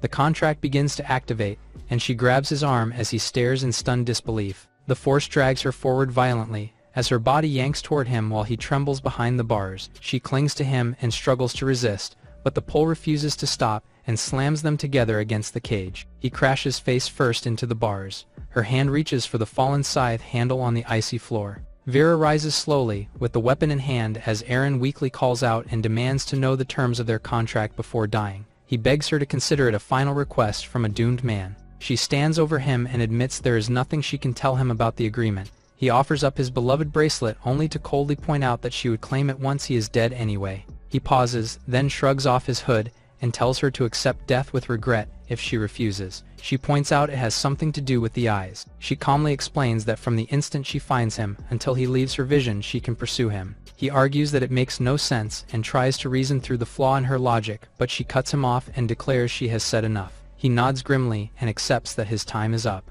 With a crooked smile, he jokes that dying at the hands of someone so beautiful would not be the worst end. He claims his only regret is not being able to place it on her wrist and touch a girl's hand before he dies. She watches him silently. He blinks in confusion when she suddenly reaches toward him. He gently takes her hand while still clutching the bracelet. He slowly puts on the bracelet. She looks down at him with restrained composure as the bracelet settles around her arm. He thanks her for the chance and vows to treasure what he has gained. He grips her hand and declares that he will cherish this life as the sunrise glows through the bars. He springs backward and laughs, and reveals she overlooked a limit in the contract. He declares that she cannot operate during the day and reminds her how short the northern nights are. She lowers her voice and asks if everything was a lie while he suddenly feels an unexpected stab of guilt. Her eyes harden as she adds that not only the gods but even he is part of the deception. Shadows fall over his face as he senses danger and mutters in alarm. She unleashes a swirling wave of attacks with her scythe while he shouts for her to calm down as the attacks closes in. He panics and becomes convinced he is about to die, while she stands firm within the storm she summoned. She lifts her scythe with a cold expression as frost forms in the air, as snowflakes gather around her like a crown of ice. His eye widens in shock as a distant mountain is sliced clean through. He leaps in alarm as the ground behind her collapses from the force of the strike. He screams that she has gone too far for cutting the mountain itself in half. The snow erupts along the cliffside as both of them are thrown outward by the shockwave. She declares with fierce resolve that she will never let him go. Eren continues to fall as he sees the falling snow. The frozen cliff glows under the sinking sun, while the giants watch the aftermath in stunned silence. The giants struggle to comprehend what just happened. One of them hesitantly mentions seeing Eren walking there the day before. The chief urgently demands clarification. A hand suddenly grips the icy ledge from below. Their eyes widen in disbelief as Eren pulls himself up from the cliff with a fierce glare. He lands smoothly before them. He casually asks why they have gathered here as if nothing extraordinary just occurred. A giant's knees abruptly kneel down the icy floor. The giants bow low and pledge eternal loyalty to Eren and beg to be granted divine strength. Odin angrily demands to know what truly happened the night before. Eren calmly admits he has no clear memory either. He tells Odin to stop questions as he's being carried away by one of the giants. Odin continues, shouting that he is desperate for answers and complains that no one ever informs him when chaos erupts. They have returned to the castle of the giants. Odin taps Eren in the shoulder and calls for his attention. He leans close and asks in a hushed tone if Eren can privately explain what happened last night. Eren replies that it is difficult to talk about. Odin insists he cannot believe Eren would rather forget such a brutal fight. He presses further and asks if Eren can at least reveal the demon's name. Eren hesitates before he speaks. Nona appears outside and greets Odin as she asks about Eren. Odin begins muttering Vera's name as he approaches Nona. He suddenly declares that everything now makes sense as Nona stares at him in confusion. Nona snaps and tells him to get a grip. She crosses her arms and scolds him while he insists that even hearing that forbidden name shakes him to his core. He warns her not to pry into names granted by Eren. Nona storms in to declare that Odin has clearly lost his sanity. Eren greets Nona brightly and asks how she has been enjoying herself these past few days. She repeats the phrase to herself as she recalls imagined scenes of closeness and chaos that blur fantasy and reality. The memories shift into harsher flashes of what truly happened. He assumes she had a wonderful time and says he will leave part of the crew behind so she can stay and play as long as she likes. She suddenly shouts for him to wait and demands to know where he thinks he is going. He declares that he is setting off to find a woman who means everything to him. She punches him hard and calls him an idiot for even saying something so ridiculous. She storms off in tears while he stands there stunned and confused. He rubs his cheek and mutters in frustration. Eren turns around and starts writing on a board. His eyes harden as he begins plotting. He stands before a board filled with scribbles and symbols, while he tells himself that the information he gathered will be useful next time, even if this round ends in chaos. He insists that this time they must find the key person tied to everything. He urgently asks Shell to help him as he describes the target as someone at least human in appearance, yet strangely rare and almost otherworldly. Shell calmly asks for specific details about the woman's height and appearance. He confidently declares that the person he seeks is a woman. She hesitates but agrees to begin searching once she returns to her domain. He stresses that this matter is tied to his very survival, and that he is placing his life in her hands. She seems to interpret his words in a more romantic light. She shyly suggests a proper portrait for reference if the search is so important. He mutters to himself that an illustration would indeed make things easier. He kneels in the snow and wonders where he can possibly find an artist for what he needs. His thoughts are interrupted when he spots a red-haired girl being dragged around by a stubborn unicorn. The girl insists she is the official expedition artist, and that her scattered sketches are important records. He bends down and picks up one of the fallen sheets. The page reveals a detailed portrait of him. He sits beside the artist inside and questions her about her style. She proudly declares herself a realist. He pauses as he struggles to find polite words before bluntly telling her to redo it. The giants wave Aaron and his party off as the caravan strolls away. The chieftain wipes away tears of relief and mutters that the walking disasters have finally departed.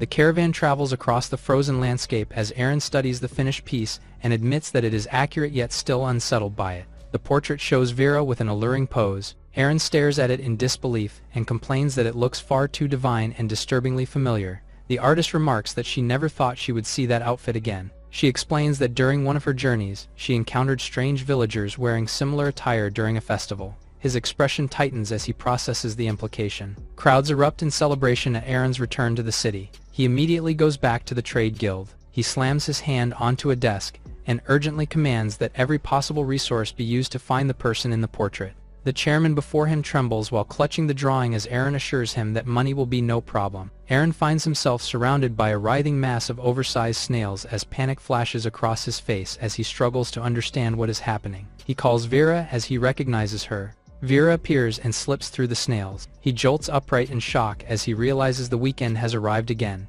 He sweats as he remembers the amount of snails were in his dream as someone knocks at the door. The chairman informs him that the missing person notices have already been spread nationwide. The chairman teases him about how even powerful figures cannot forget their first love and hints that he too seems unaffected by worldly temptations. The chairman presses him to reveal which woman has captured his heart, but Aaron dismisses the idea. Aaron insists that the woman in question is so dangerous she does not merely quicken hearts, but could stop them entirely. The town is already in full celebration as banners strung across the streets and confetti rain down as crowds gather in excitement. Aaron remarks that the streets feel unusually lively, while the chairman eagerly explains that everyone is celebrating the hero's safe return. A large banner of Aaron hangs behind a crowd as the artist dramatically reenacts how Aaron supposedly faced down ferocious giants. She passionately describes how Aaron performed a miracle so grand it split a towering mountain in two. The crowd gasps in disbelief and excitement. A married woman laments that her own husband could never compare to Aaron's bravery.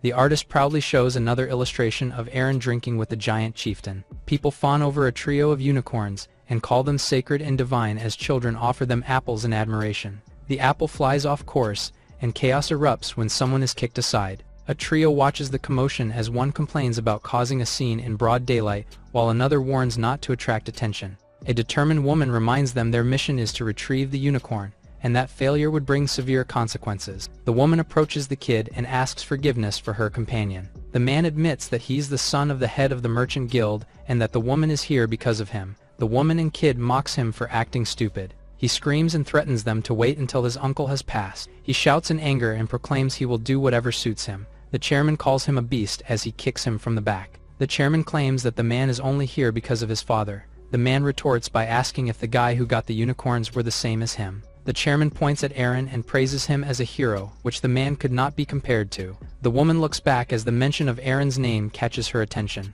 She approaches Aaron as she tries to confirm if it's truly him. The scholar formally introduces herself as a member of an ancient civilization tasked with reclaiming the unicorn and studying the giants. Aaron responds with quiet interest.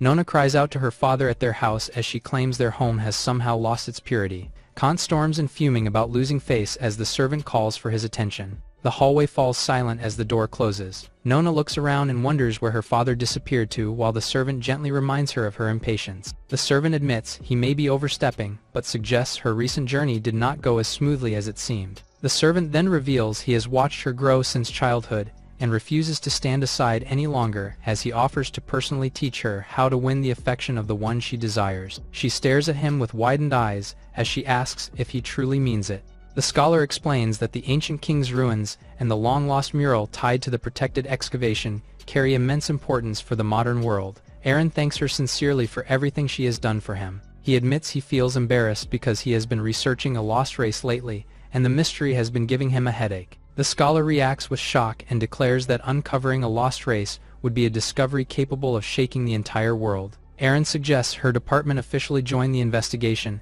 and offers to take her straight to the archives to look into it together. Kant storms in and accuses Eren of corrupting his daughter and deceiving other young women as well. Caught off guard by the accusation, Eren pauses in confusion. A guard urgently reports that Kant has barged into the Chamber of Commerce and destroyed the ancient scepter, while Kant insists the relic means nothing compared to his daughter's purity. The scholar immediately recognizes the broken scepter as the powerful artifact Eren once unearthed. Kant pleads desperately for his life and even offers Nona as collateral. The scholar desperately insists that Nona should not be spared either, which leaves Kant drenched in sweat and panic. Eren snaps and declares the entire dispute absurd and reminding everyone that a broken wooden scepter is no reason to kill. A map is presented as someone announces they have located the remote village in question. The group gathers as the artist explains how she stumbled upon the mysterious place by chance during his travels and ended up at its entrance after a strange turn of events. Eren questions how they could possibly reach such a roadless and pitch-dark location without trouble. A dragon soars across the sky as Eren admits that wealth will not solve this, and that the only path forward is to cross the perilous Supreme Cloud Peak. He reveals that this season is when the Dragon Queen breeds and admits that with ordinary strength alone negotiating passage would be impossible. The stall owner remarks that Eren's bracelet matches that of Vera, who once visited him, as he wonders if she might be related. A younger version of Vera stands quietly atop a stool. Nona reacts in confusion as she asks her father to repeat what he said. Kant begins preaching about youthful love and praises Eren as an exceptional man. He suddenly grows wary and calculates the financial risks. He imagines a solution where marriage erases all concerns about money. He clears his throat and firmly urges Nona to move closer to Eren. Nona collapses into her chair and insists she cannot compete. She laments she still cannot win Eren's heart and feels overshadowed by her own expectations. Kant recalls how he once won her mother's affection through persistence and confidence. Nona bluntly suggests he relied more on wealth than charm. He proudly claims that wealth itself is a kind of charm and declares that money earns unconditional devotion from everyone. Nona declares that such thinking has nothing to do with genuine love. She questions why someone like Eren would ever be interested in her. The servant whispers that Odin is always near Eren, which makes Kant briefly panic before misunderstanding the situation. Nona bitterly notes that Eren returns seeking Vera and refuses to even notice her, while Kant and the servant feel relieved he at least prefers women. Kant reasons that a man of Eren's stature remaining fixated on one woman suggests that woman must be deeply special. Nona realizes that this means Vera could be Eren's first love. Kant speculates that Vera might be an untouchable ideal in Eren's heart as Nona slumps in despair. He then coolly suggests that if that dream has already shattered and the woman has fallen into an ordinary life, Nona refuses to accept that the real Vera could be reduced to something so mundane and clings to her doubt. Kant concludes that they can reshape reality itself and turn anyone into the Vera they desire with enough wealth. Nona reacts in shock to her father's outrageous idea of fabricating a rival to manipulate Eren's feelings. Kant declares that love is a battlefield and vows to fight ruthlessly for her sake. He reasons that even wolves require bait and shrugs off morality by implying that honesty and commerce rarely go hand in hand. Nona narrows her eyes and questions why he suddenly changed his stance. Kant tries to brush off her accusation with forced innocence as her suspicion sharpens. Nona warns him to confess while he still has the chance. In the city of Glowlight stands the Guild of Merchants. The artist and Odin discuss their plans inside the guild hall as Eren holds a written set of directions and explains how to contact Scythe. Eren asks if there are any new leads regarding the mysterious lost race they have been investigating. Odin replies that a small town lies far beyond Morningstar's borders. The records describe a shadowy clan that once ruled the land and moved only by night, as they earned the name Evernight for their ominous presence. Odin listens to the explanation and smirks. He adds that a few who claim descent from them still remain, although the clan has fallen. He points out that the real problem is not their history but how they are supposed to reach the remote place where they once lived. He explains that their plan is not to fight but to win the dragons over. He explains that dragons do not truly hate humans. He adds that humans are like small, adorable creatures in the dragon's perspective. Aaron sighs and admits that persuading the dragons peacefully may be their best option for now. Suddenly, a voice announces that the mysterious woman named Vera has been brought to him and makes his eyes widen in alarm. He shouts that he only meant to locate her, but not drag her here, as the chairman enters with a silver-haired figure appearing behind him. The silver-haired woman behind them smiles confidently while Aaron stiffens and asks who exactly is standing behind the chairman. She teases him boldly about taking responsibility for a passionate night. She loudly claims to be the woman Aaron desires and demands compensation as she's dragged away, while Aaron dismisses the idea and orders that cash be given and the imposter sent away. The chairman urges caution and urgently calls Aaron's attention outside as he opens the window. Aaron's eyes narrow as he senses trouble approaching. A chaotic crowd of hooded women argue and shove as they insist they are the true Vera Aaron seeks while hurling insults at one another. Aaron glances back at the chairman as his expression turns darker. As the situation spirals out of control, the chairman panics and promises to clear them out immediately. Nona storms through the main street of the city, while dragging Kant along and declaring that he must apologize to Aaron for trying to sell her off. She announces with blazing determination that Kant will come with her to make amends to Aaron at once. Kant shouts that a simple apology will not cover the cost of the broken relic, and warns that they would still drown in debt trying to repay Aaron. She stumbles forward in despair while he pulls at her sleeve, and through tears she admits she feels trapped by a debt she can never escape. She recalls that Aaron once saved her life, and now she owes him a fortune that a lifetime would not be enough to repay, as she fears what he must think of her now. She blames her father and sobs that Aaron must see her as nothing but a nuisance. Because of this mess, Kant lowers his voice and proposes a shameless plan. Nona snaps back that he has accomplished nothing and lashes out. Nona drags Kant through a crowd of hooded women and insists they go together to apologize to Aaron. She starts pounding on her father's head while wailing that her future is ruined. In her frustration, she accidentally punches one of the cloaked women. The hooded woman snaps that anyone claiming to be Vera must queue properly, which makes Nona question whether this is the Vera Aaron has been searching for. Nona demands to know how they even recognize that name and anxiously asks if the real Vera is nearby. The hooded crowd turns toward her in unison and asks if she is addressing them. She struggles to process what is happening. Two hooded women mock her and suggest she has come to steal the name for the reward. Nona protests that her name is Nona and stammers that she is Aaron's companion. The cloaked women bursts into laughter and ridicules her for not even remembering the proper name. One of the cloaked women remarks to just ignore Nona and calls her companion old. They erupt into a fight as Nona grabs a flyer and sits on a bench. She looks at the poster as it reveals the search for Vera.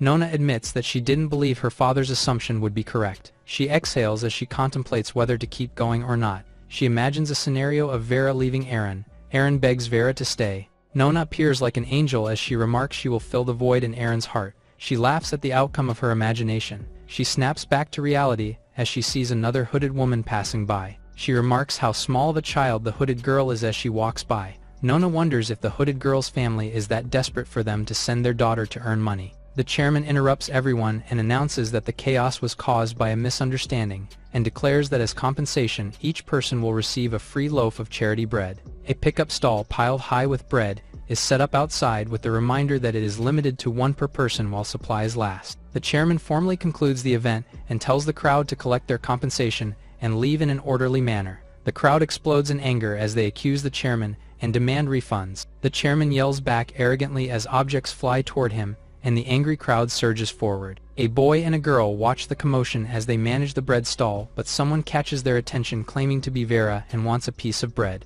The girl leans closer and teasingly asks if the person is also named Vera while calling her adorable. A small Vera appears over the stall and firmly repeats that she wants that bread as well. She points at the biggest bread and claims she wants that. The boy hesitates and warns that the loaf Vera chose is far too big, but the woman insists that the child's fierce devotion to food proves she believes in her choice. Vera's eyes sparkle intensely as she is praised as someone extraordinary. Vera walks over carrying the massive loaf while Nona watches from the bench in confusion. She hops up beside Nona with the bread almost as big as her body and settles in awkwardly. Nona squeals at how adorable Vera looks, hugging the oversized loaf. Nona notices the bracelet the kid is wearing and wonders if it's the same as Aaron's. Nona cheerfully offers to buy Vera's bracelet with a bag of gold so she can attend school instead of working. She suddenly remembers that there is only one pair of those bracelets and grows suspicious.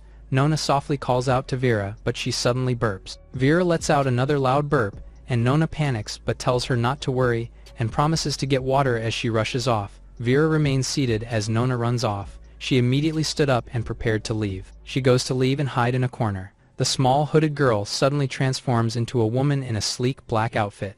A glass of water crashes onto the ground. Nona clutches her chest and wonders if what she saw was some kind of magic trick as Vera stares at her. A figure looks out at the courtyard and notices only a few lingering people where the commotion had been. Eren murmurs about the unbelievable scene he just witnessed. The chairman informs him that the crowd has already dispersed and apologizes for the chaos. The chairman then cautiously brings up the earlier strategy and asks whether Eren requires assistance from mages. Odin asks if the chairman is also in charge of human resources, as the chairman asks Eren if he has ever heard of the Cradle. The chairman shows off a decorative plaque symbolizing their partnership. The Cradle is the capital's mage association whose students excel in every discipline. Witches and magic reinforces the idea that any mage from that academy would be highly capable and reliable. Eren admits, with a strained smile, that he has some history with them. They arrive at the Mage Association's main gate as they reassure themselves that everything will work out. That confidence collapses when they see a notice board displaying Eren's portrait crossed out.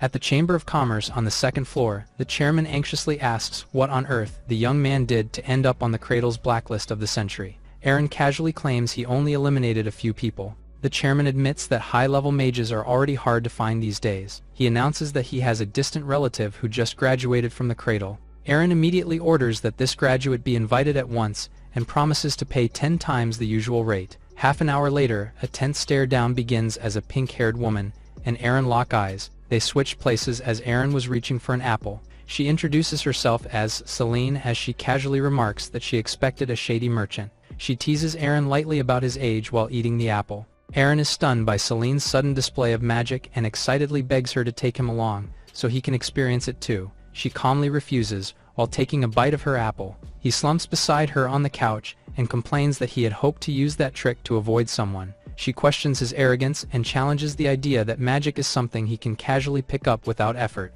She proudly declares that she mastered magic through talent and training under the legendary sage Maglin. Eren remembers Maglin facing Vera as he cheers for her. Eren shouts Maglin's name in shock as Vera defeats her. Celine explains that Maglin suddenly retired from the world stage, then mentions Alan, known as the future light of their academy. A memory appears as Eren cheers for Alan as she claims a mere mental assault would be enough to humiliate her opponent. Vera stands calmly with her weapon as the attack backfires and leaves Alan exposed and mortified. Celine remarks that Alan's own magic twisted against her, and then adds that it has been a while since she last visited the academy. Aran abruptly tells her to forget the past and join his team immediately. He spreads out a map and points to a marked destination, and explains that time is short and they must depart at once to reach the location by nightfall. She looks at him with surprise and asks whether the situation is truly that urgent. Odin excitedly blurts out that he wants to see a demon with his own eyes. Eren turns toward the open window and warns them that witnessing such a creature is not something they would actually want. He suddenly stiffens as he recognizes a familiar presence and questions why Nona would be here. He calls and asks what Nona is doing here. She insists that she has something important to tell him in person. Eren tries to clarify Nona's claim about seeing a young version of Vera. Nona grows frustrated and explains that the person she saw was not the Vera he is thinking of. She clutches her head and struggles to recall the details. Eren questions her behavior and warns her not to joke about Vera since the matter is serious to him on a life and death level. Tears well in her eyes as she denies lying. He reluctantly agrees as he says they need to head to the next location regardless. She stiffens with determination and declares that she would never deceive him. He glances sideways and unsure whether to doubt her or trust her. Nona listens with narrowed eyes as Odin concludes that she followed them for a reason. The wagon rolls along a river between steep cliffs as she defends herself. Tension lingers as Odin stiffly admits fault, while the others busy themselves. Celine questions the wisdom of this arrangement. She presses a hand to her forehead as she thinks how this job may have been a mistake. A blazing attack slashes across the wagon from outside. The carriage is hurled off the cliff. The group is thrown off balance as they realize a wyvern is attacking. Eren shouts for Odin. Odin pulls a lever as he understands the situation. The wooden carriage shatters and transforms into a round metal sphere. The newly formed sphere ricochets down the rocky slope as it plunges toward the forest below. It finally lands upright among the trees as its small mechanical legs steady it on the ground. Eren clutches his head and checks on the others, and wonders why a wyvern would attack them so far from its nesting grounds. Odin insists they are safe for the moment because the vehicle is an old battlefield relic built to withstand heavy damage. Aran peers out and tries to figure out where they have ended up. His expression shifts in alarm as he suddenly notices something outside and urgently calls out a warning. The wyvern's claws latch onto the metal sphere from above. The wyvern lifts the entire sphere into the air. The group panics inside, as they wonder where they are being taken. The wyvern suddenly drops the sphere from across the sky. The sphere crashes down and breaks. The group coughs as they start to get out from the debris. Eren asks if everyone is fine as he slowly stands. Nona praises the mountain's size as Odin claims it's the wyvern's nest. Wyverns surround them as someone recognizes Eren from behind. The group turns to look. Two men happily recognize Eren and feel relieved for his arrival. Eren confirms if they were asked here to treat the wyvern queen. A biologist claims that wyverns are smart and need their help.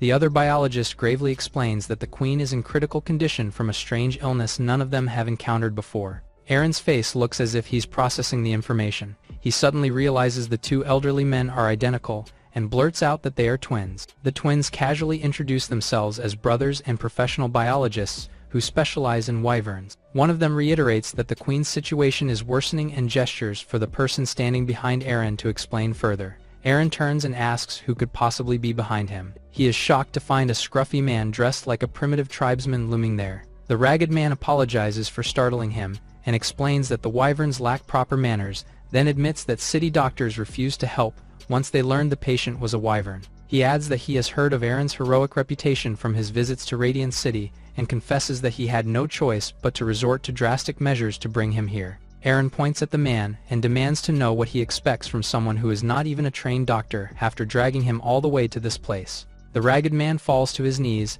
and begs Eren for help, and explains that a strange disease is spreading through the wyvern pack. Eren's eyes sharpen as he asks whether the illness is affecting the wyverns mentally as well. They are brought before the massive wyvern queen who lies weakly on her nest. The ragged man gently reassures the queen that Eren has come to help, and promises that everything will be all right. He explains that the sickness began after the queen laid a peculiar egg. Eren asks whether the egg is poisonous as the ragged man confirms. Selene interrupts and argues that this is not poison but a curse. A strange purple substance hints at the mysterious nature of the affliction. Selene and the biologist theorize that the curse may have formed naturally as a defensive reaction within the wyvern's genes. The biologist concludes that since wyverns have long kept their bloodlines pure, a sudden mixing with foreign blood may have triggered a severe stress response that manifested as this curse. Selene and the biologist recoil as the flask of the purple substance erupts. Selene explains that the egg has effectively turned into a purger. The scaled egg trembles where it rests in the nest beneath the queen's wing. The egg suddenly lifts into the air as the group realizes it is still releasing the curse. Multiple wyverns spiral wildly through the sky as the queen seems unable to restrain them. The ragged man stares upward in confusion while Eren and Nona look on tensely. The floating egg pulses with a sinister glow. Sweat beads on the ragged man's face as he senses the situation spiraling beyond control. Eren scratches his head and wonders how a sudden bloodline rejection could occur, and whether an outsider wyvern caused it. The biologist concludes that the only explanation is an impure relationship within the wyvern lineage. Eren demands to know why the experts cannot stop the crisis. Selene suggests that a purification gem might be their only hope. She recounts a legend about water elves who guard a sacred gem capable of dispelling any curse. She explains that it is an ancient elven relic hidden deep in the forest and nearly impossible to obtain. Eren falls into thought and weighs the possibility. He suddenly remembers that he carries several stones that glow at night and wonders if they might help. He pulls out a belt lined with shining gems. Selene immediately rejects the idea and insists those are priceless, sacred relics, forbidden even to kings. Eren lights up with excitement at the discovery. Odin bursts in to report that the wyvern egg has been stolen. The ragged man clutches the dark egg to his chest and begs Eren not to chase after anyone as Nona runs after him in panic. Nona shouts for him to stop and trusts that Eren will find a solution. The ragged man blames himself that his own lack of restraint led to this disaster. A slick green slime suddenly coils around his ankle and halts his movement. The egg slips from his grasp and he cries out in alarm while it tumbles away. The egg rolls across the rocky ground and comes to a rough stop. Eren steps forward and draws a device he calls Breath of Green and claims it is remarkably versatile. He lifts the egg and notes in surprise how heavy it feels. He studies its weight and texture with focused curiosity. Selene quickly suggests using the glowing gems they discovered to purify the egg. The group narrows their eyes as they brace for whatever comes next. The egg in Eren's hands suddenly glows with golden light. The ragged man insists he is acting for the greater good and demands the egg be thrown into the lake to stop the curse from spreading further. Eren and Selene freeze in confusion. The glowing egg cracks open from within, and a small hand bursts through the shattered shell. Eren and Nona peer down into the cracked egg and realize something has emerged. They react with surprise as Nona gushes over how adorable it looks while Eren questions its strange half-dragon half-human appearance. Inside the broken shell lies a tiny gray-haired baby with small red horns and dragon features. Nona insists it is simply a genetic mutation, while Eren argues back in disbelief. Selene steps in and suggests the mutation may be the true source of the spreading curse, as a wyvern opens its mouth from behind her. The Wyvern Queen swoops in to block the wyvern as the group panics. The group wonders why the curse has not been lifted. Eren turns suspiciously toward the ragged man and questions how an ordinary human could survive alone in such a place. The man calmly begins to answer and claims he is actually the father of the egg. The entire group erupts in stunned disbelief at his confession. The man recounts how jealous colleagues pushed him off a cliff out of envy for his research. He explains that the queen intervened at the last moment and saved his life. He recalls how the queen believed in peace between humans and dragons. The ragged man admits that he crossed a forbidden line and allowed love to overtake reason. The small horned hatchling lies awake and stares quietly. The group panics as the wyverns slowly surround them. The baby cries from within the egg. Eren holds the egg and realizes something extraordinary is happening. The nearby wyverns sense the change as well. Selene steps forward and declares that the curse has suddenly been lifted. The ragged man stares in disbelief and mutters that the curse is finally broken. The queen lowers her head and nudges him. He leans against the dragon's snout and whispers his thanks, with tears in his eyes. Nona cheers that love can create miracles, and that love was also the cause of their troubles. The ragged man clasps Eren's hands and tearfully thanks him for saving the entire wyvern tribe. Eren awkwardly waves off the gratitude and insists they leave immediately, since they have already wasted too much time. The queen offers to give them a ride, which shocks the group, as they realize the wyverns can speak. The queen explains that the ancient seal had suppressed their consciousness and speech. Eren quickly orders them to take the lead, and the dragon agrees before soaring into the sky with powerful wing beats. Nona wonders aloud how a human and a dragon could possibly have a child. Selene can only laugh awkwardly from above, while a dragon soars across the sky between jagged cliffs. The wyvern descends sharply and lands with force. They arrive at an abandoned town marked by a worn archway. As they face the empty streets, the queen explains that centuries ago its clan declared this place forbidden, and humans have not lived here since. Selene and Nona notice silent figures standing motionless in the shadows inside the buildings. Nona mutters that the place feels openly hostile to outsiders. An unfamiliar young man reacts to their presence. Eren tries to ask the man as he warns Eren not to stand before him. Suddenly, a heavy sack is slammed down with a thud. Eren holds up a portrait of Vera and asks the man if he has seen her. The man studies the image and remarks that her clothing resembles theirs, but then admits he has lived there for over a decade without ever seeing her.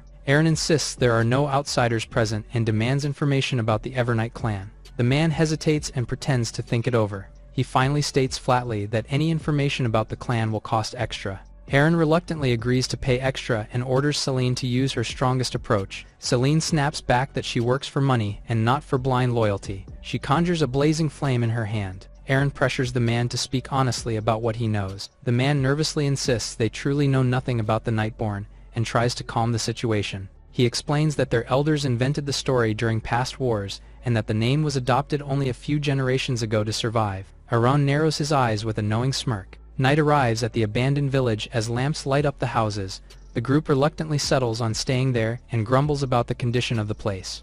Odin realizes Selene has slipped away and wonders where she went. Eren reveals that Selene rented a private room for herself and tells the others to ignore her for now and scout the town later. Selene fumes about being ordered around and decides to brew a special potion that will make Eren completely obedient to her. She conjures a bubbling purple concoction as she proudly admires her creation. Eren opens the door and asks what she wants. Selene smugly presents the potion as purple fumes suddenly burst outward toward his face. Selene casually apologizes as she hauls Eren. She abruptly shoves him onto the bed and declares that she refuses to bow to some flashy upstart. She gathers glowing magic between her hands and insists that a future Grand Mage should never be treated like a servant. She claims that a master-servant pact will finally turn things in her favor. She announces that she will peer straight into his soul. Her expression suddenly falters as she senses something unexpected within him. Her vision shifts to a nightmarish landscape of jagged horns and blazing fire stretching across a crimson sky.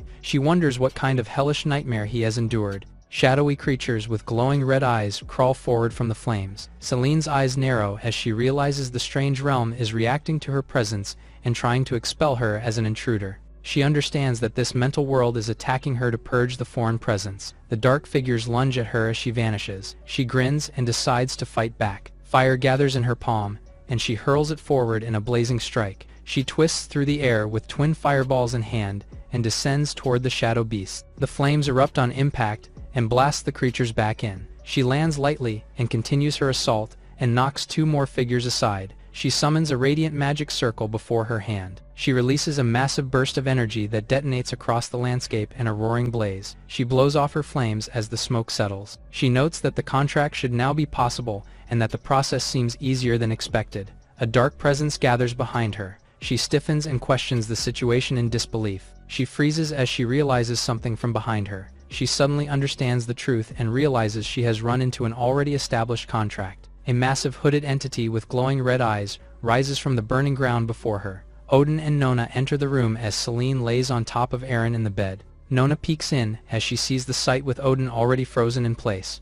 Eren and Celine wake up as they wonder what is going on and why they have gathered. Nona scratches her eyes as Eren holds his head, and they look at each other. Realization strikes her that the master-servant contract attempt has failed while he angrily questions how she ended up on top of him. She blurts out in disbelief at the idea that he is giving her orders. She drops to her knees and tearfully declares she will obey him and takes all the blame upon herself. He asks what nonsense she is spouting and snaps that the whole situation is a mess. He stands up and decides to search for answers on his own. He announces he will investigate outside while she nervously asks if she may accompany him. He tells them to mind their own business as Nona and Odin watch him leave. Nona mutters in disbelief at his behavior and openly questions what in the world is happening. Nona stares at a mirror while holding a black robe. She wonders if the outfit is used by the locals and if Eren is interested in it. She thinks to herself if she should put the outfit on. She smirks and decides to put the attire on. Eren freezes in shock as he realizes something. His glare hardens as he remembers the days left. He remembers how Vera had almost killed her, and wonders where he would run now. He stops groveling as he spots something. Eren sees the villager sitting beside a basket of eggs. He grabs the running villager and demands updates about the investigation into Vera. The villager nervously insists no one has seen the man in question and hurriedly claims he is closing up. Aran suddenly snaps and demands he stop lying and reveal whatever he knows. The man blurts out that the girl they are asking about was the last of the Evernight tribe and supposedly died long ago. The truth comes out in a chilling confession that the entire town acted together and that the man they sought has already been killed. Eren shakes the villager and demands to know exactly what happened. The villager panics and insists they were forced into it because the child was inhuman. He describes how even at a young age Vera possessed terrifying strength. Eren demands to know how common townsfolk could possibly have killed someone so powerful. The villager admits they relied on deceit, as Vera was young and easy to trick at the time. He struggles to remember anything clearly when pressed for details about her appearance. He finally recalls eyes that burned red like dripping blood, which sends a chill through Eren. The villager hesitantly suggests that the one Eren is searching for might already be the very girl they killed. Eren orders him to take him to the burial site immediately as the villager quickly agrees. The villager questions whether digging up a grave is truly appropriate as they reach the burial site. He reaches to open the dug-up coffin. He peeks inside in confusion as he swears he saw Vera die with his 2 eyes. Eren tries to wrap his head around the mystery of Vera's revival. She asks why the villagers who killed Vera take the time to make her a coffin. The villager replies that it was done by an old woman that begged all the villagers. Eren asks if the villager didn't truly see Vera buried. The villager answers in fear as he figures out the old woman saved Vera. He snaps as he escalates the situation to burn the old woman. Eren kicks him in the back for claiming they did the right thing. He mocks the villager and asks him the whereabouts of the old woman. Eren warns the trembling villager to keep quiet and reminds him he has only one night to cooperate in a town this small. The villager protests and insists that finding the old woman in a single night would be nearly impossible. Eren coldly tells him that failure is his problem and that he already knows the consequences of crossing him. He reflects that the clues are finally aligning and that even someone with such a tragic childhood might still be a victim under the Hunt Decree. He senses that their next encounter will be the decisive battle. Odin approaches Eren with concern about his long absence. Odin wants to know whether any useful leads were found. Eren replies that he has a few promising threads to follow and hopes to resolve everything soon. Odin then tells him to call Nona for dinner. Eren knocks on Nona's door and calls out that dinner is ready. He softly calls her name again when there is still no answer. He slides the door open slightly and peers inside and asks if she is there. His eye widens in shock as he spots Vera. He braces himself as he realizes something is wrong with the timing. He concludes he is cornered with no path to escape. He lunges forward and wraps his arms around the hooded woman from behind. He demands she let him go and insists he is ready to battle her to the very end. He curses the cruel divine bargain he made and admits he regrets agreeing to it year after year. They tumble across the room as the confrontation erupts into chaos. He declares that if he must die, then so be it, and vows to confront the cursed god at last. He grabs hold of her cloak and demands to know why she is fleeing when she once wanted him dead. Eren pulls the cloak off her as he demands her to kill him. He flips the coat over him to reveal his target. He claims he has nothing left to lose as the cloak wraps around him. Nona repeats Eren's words in a misunderstanding. She tries to understand the situation as she wonders if Eren had such thoughts. Eren rambles about not running anymore as he fights around the cloak. Nona lays down with a blush as she calls out to him. She tells him to take responsibility and reluctantly agrees. Eren abruptly stops as he hears the familiar voice. Eren stares in disbelief as he slowly pulls the hood down. He blurts out in shock that it is Nona and demands to know why she is the one standing before him and angrily questioning her state. Nona looks down at herself in confusion as she processes what he just shouted. Suddenly, the door bursts with knocks and a furious voice calls out to Eren while insulting him. Eren lies still for a moment with a hand mark pressed to his face. He scrambles up in panic and insists he never meant for things to turn out this way. Odin calmly informs him that Nona has already left and that the townsfolk have found the old woman. Eren stiffens in alarm. He quickly denies doing anything at all. He questions Odin about the book he's holding. Odin explains that he dug up old records from the town library about the Evernight tribe and even paid dearly for them. Eren grabs the book to read for himself while Odin notes that the tribe's power changes with time. Eren adds that this detail matches their current situation. He flips to an illustration showing the tribe once brutally hunted and burned, which explains why they are now so skilled at hiding. Odin reads that the Evernight tribe has suffered a long and miserable history and notices there is one final detail written at the end. He explains that the tribe is known for having extremely poor memories. The villager suddenly rushes in with news that someone has been found. Eren immediately reacts with urgency and heads out without hesitation. He calls for Selene to get ready. Selene answers cheerfully and joins him. She asks where they are going, and Eren explains they are searching for an important elder. She complains about the long walk and the lonely surroundings. She lags behind while Eren remains focused. The villager announces that they are almost at their destination just ahead. Eren grows suspicious and questions whether the villager is playing tricks. The villager clasps his hands and swears his efforts were real and pleading to be believed. Eren relents and tells them to keep moving. The villager casually adds that the old woman they are seeking is senile and has a failing memory. Eren narrows his eyes and says he already knows what to do. He reflects that this makes yet another person with memory problems. The villager suddenly points ahead to a small house at the end of a path and announces they have arrived. Selene sighs in relief that they finally made it. She declares she will handle it herself. Eren grabs her by the collar and pulls her back. She stumbles while she turns in confusion and demands to know what he is doing. Eren snaps at her to calm down and show respect. She repeats the word with disbelief and mutters that someone like him has no right to preach about manners. He exhales in frustration and insists that he will handle the conversation himself. He raises his hand to knock and calls out cautiously. The old woman opens the door cautiously and asks who he is as he stands outside her modest home. She serves him a drink and assumes he is merely a traveler. She gently remarks that only someone careless would wander so far into such a remote place. Eren explains that he came out of curiosity to see the Evernight tribe for himself. The old woman notes that such curiosity requires courage. She reflects that the world is rarely simple, and that judging an entire people based on whispers is unjust. She speaks about fate guiding all things, and how many have foolishly tried to resist it. He counters that much of the world feels irrational. The old woman laughs softly and calls him intriguing. He begins to declare that if forced to accept unfair terms, he would rather reject them outright. The old woman pauses and wonders if it is time for breakfast. Eren watches her closely and quietly questions whether she truly remembers nothing. He wonders if her condition is genuine or if the trail has gone cold again, while she suddenly asks what day it is. Eren claims it is Saturday as the old woman stands by the window. She gently mentions Vera and suggests the girl must have been troublesome for him. Sunlight stretches across the empty floor as the moment lingers. He glances toward the window in silence. Bright flowers sway beneath a clear sky. She holds the picture of her and Vera carefully as she thanks Vera for her hard work.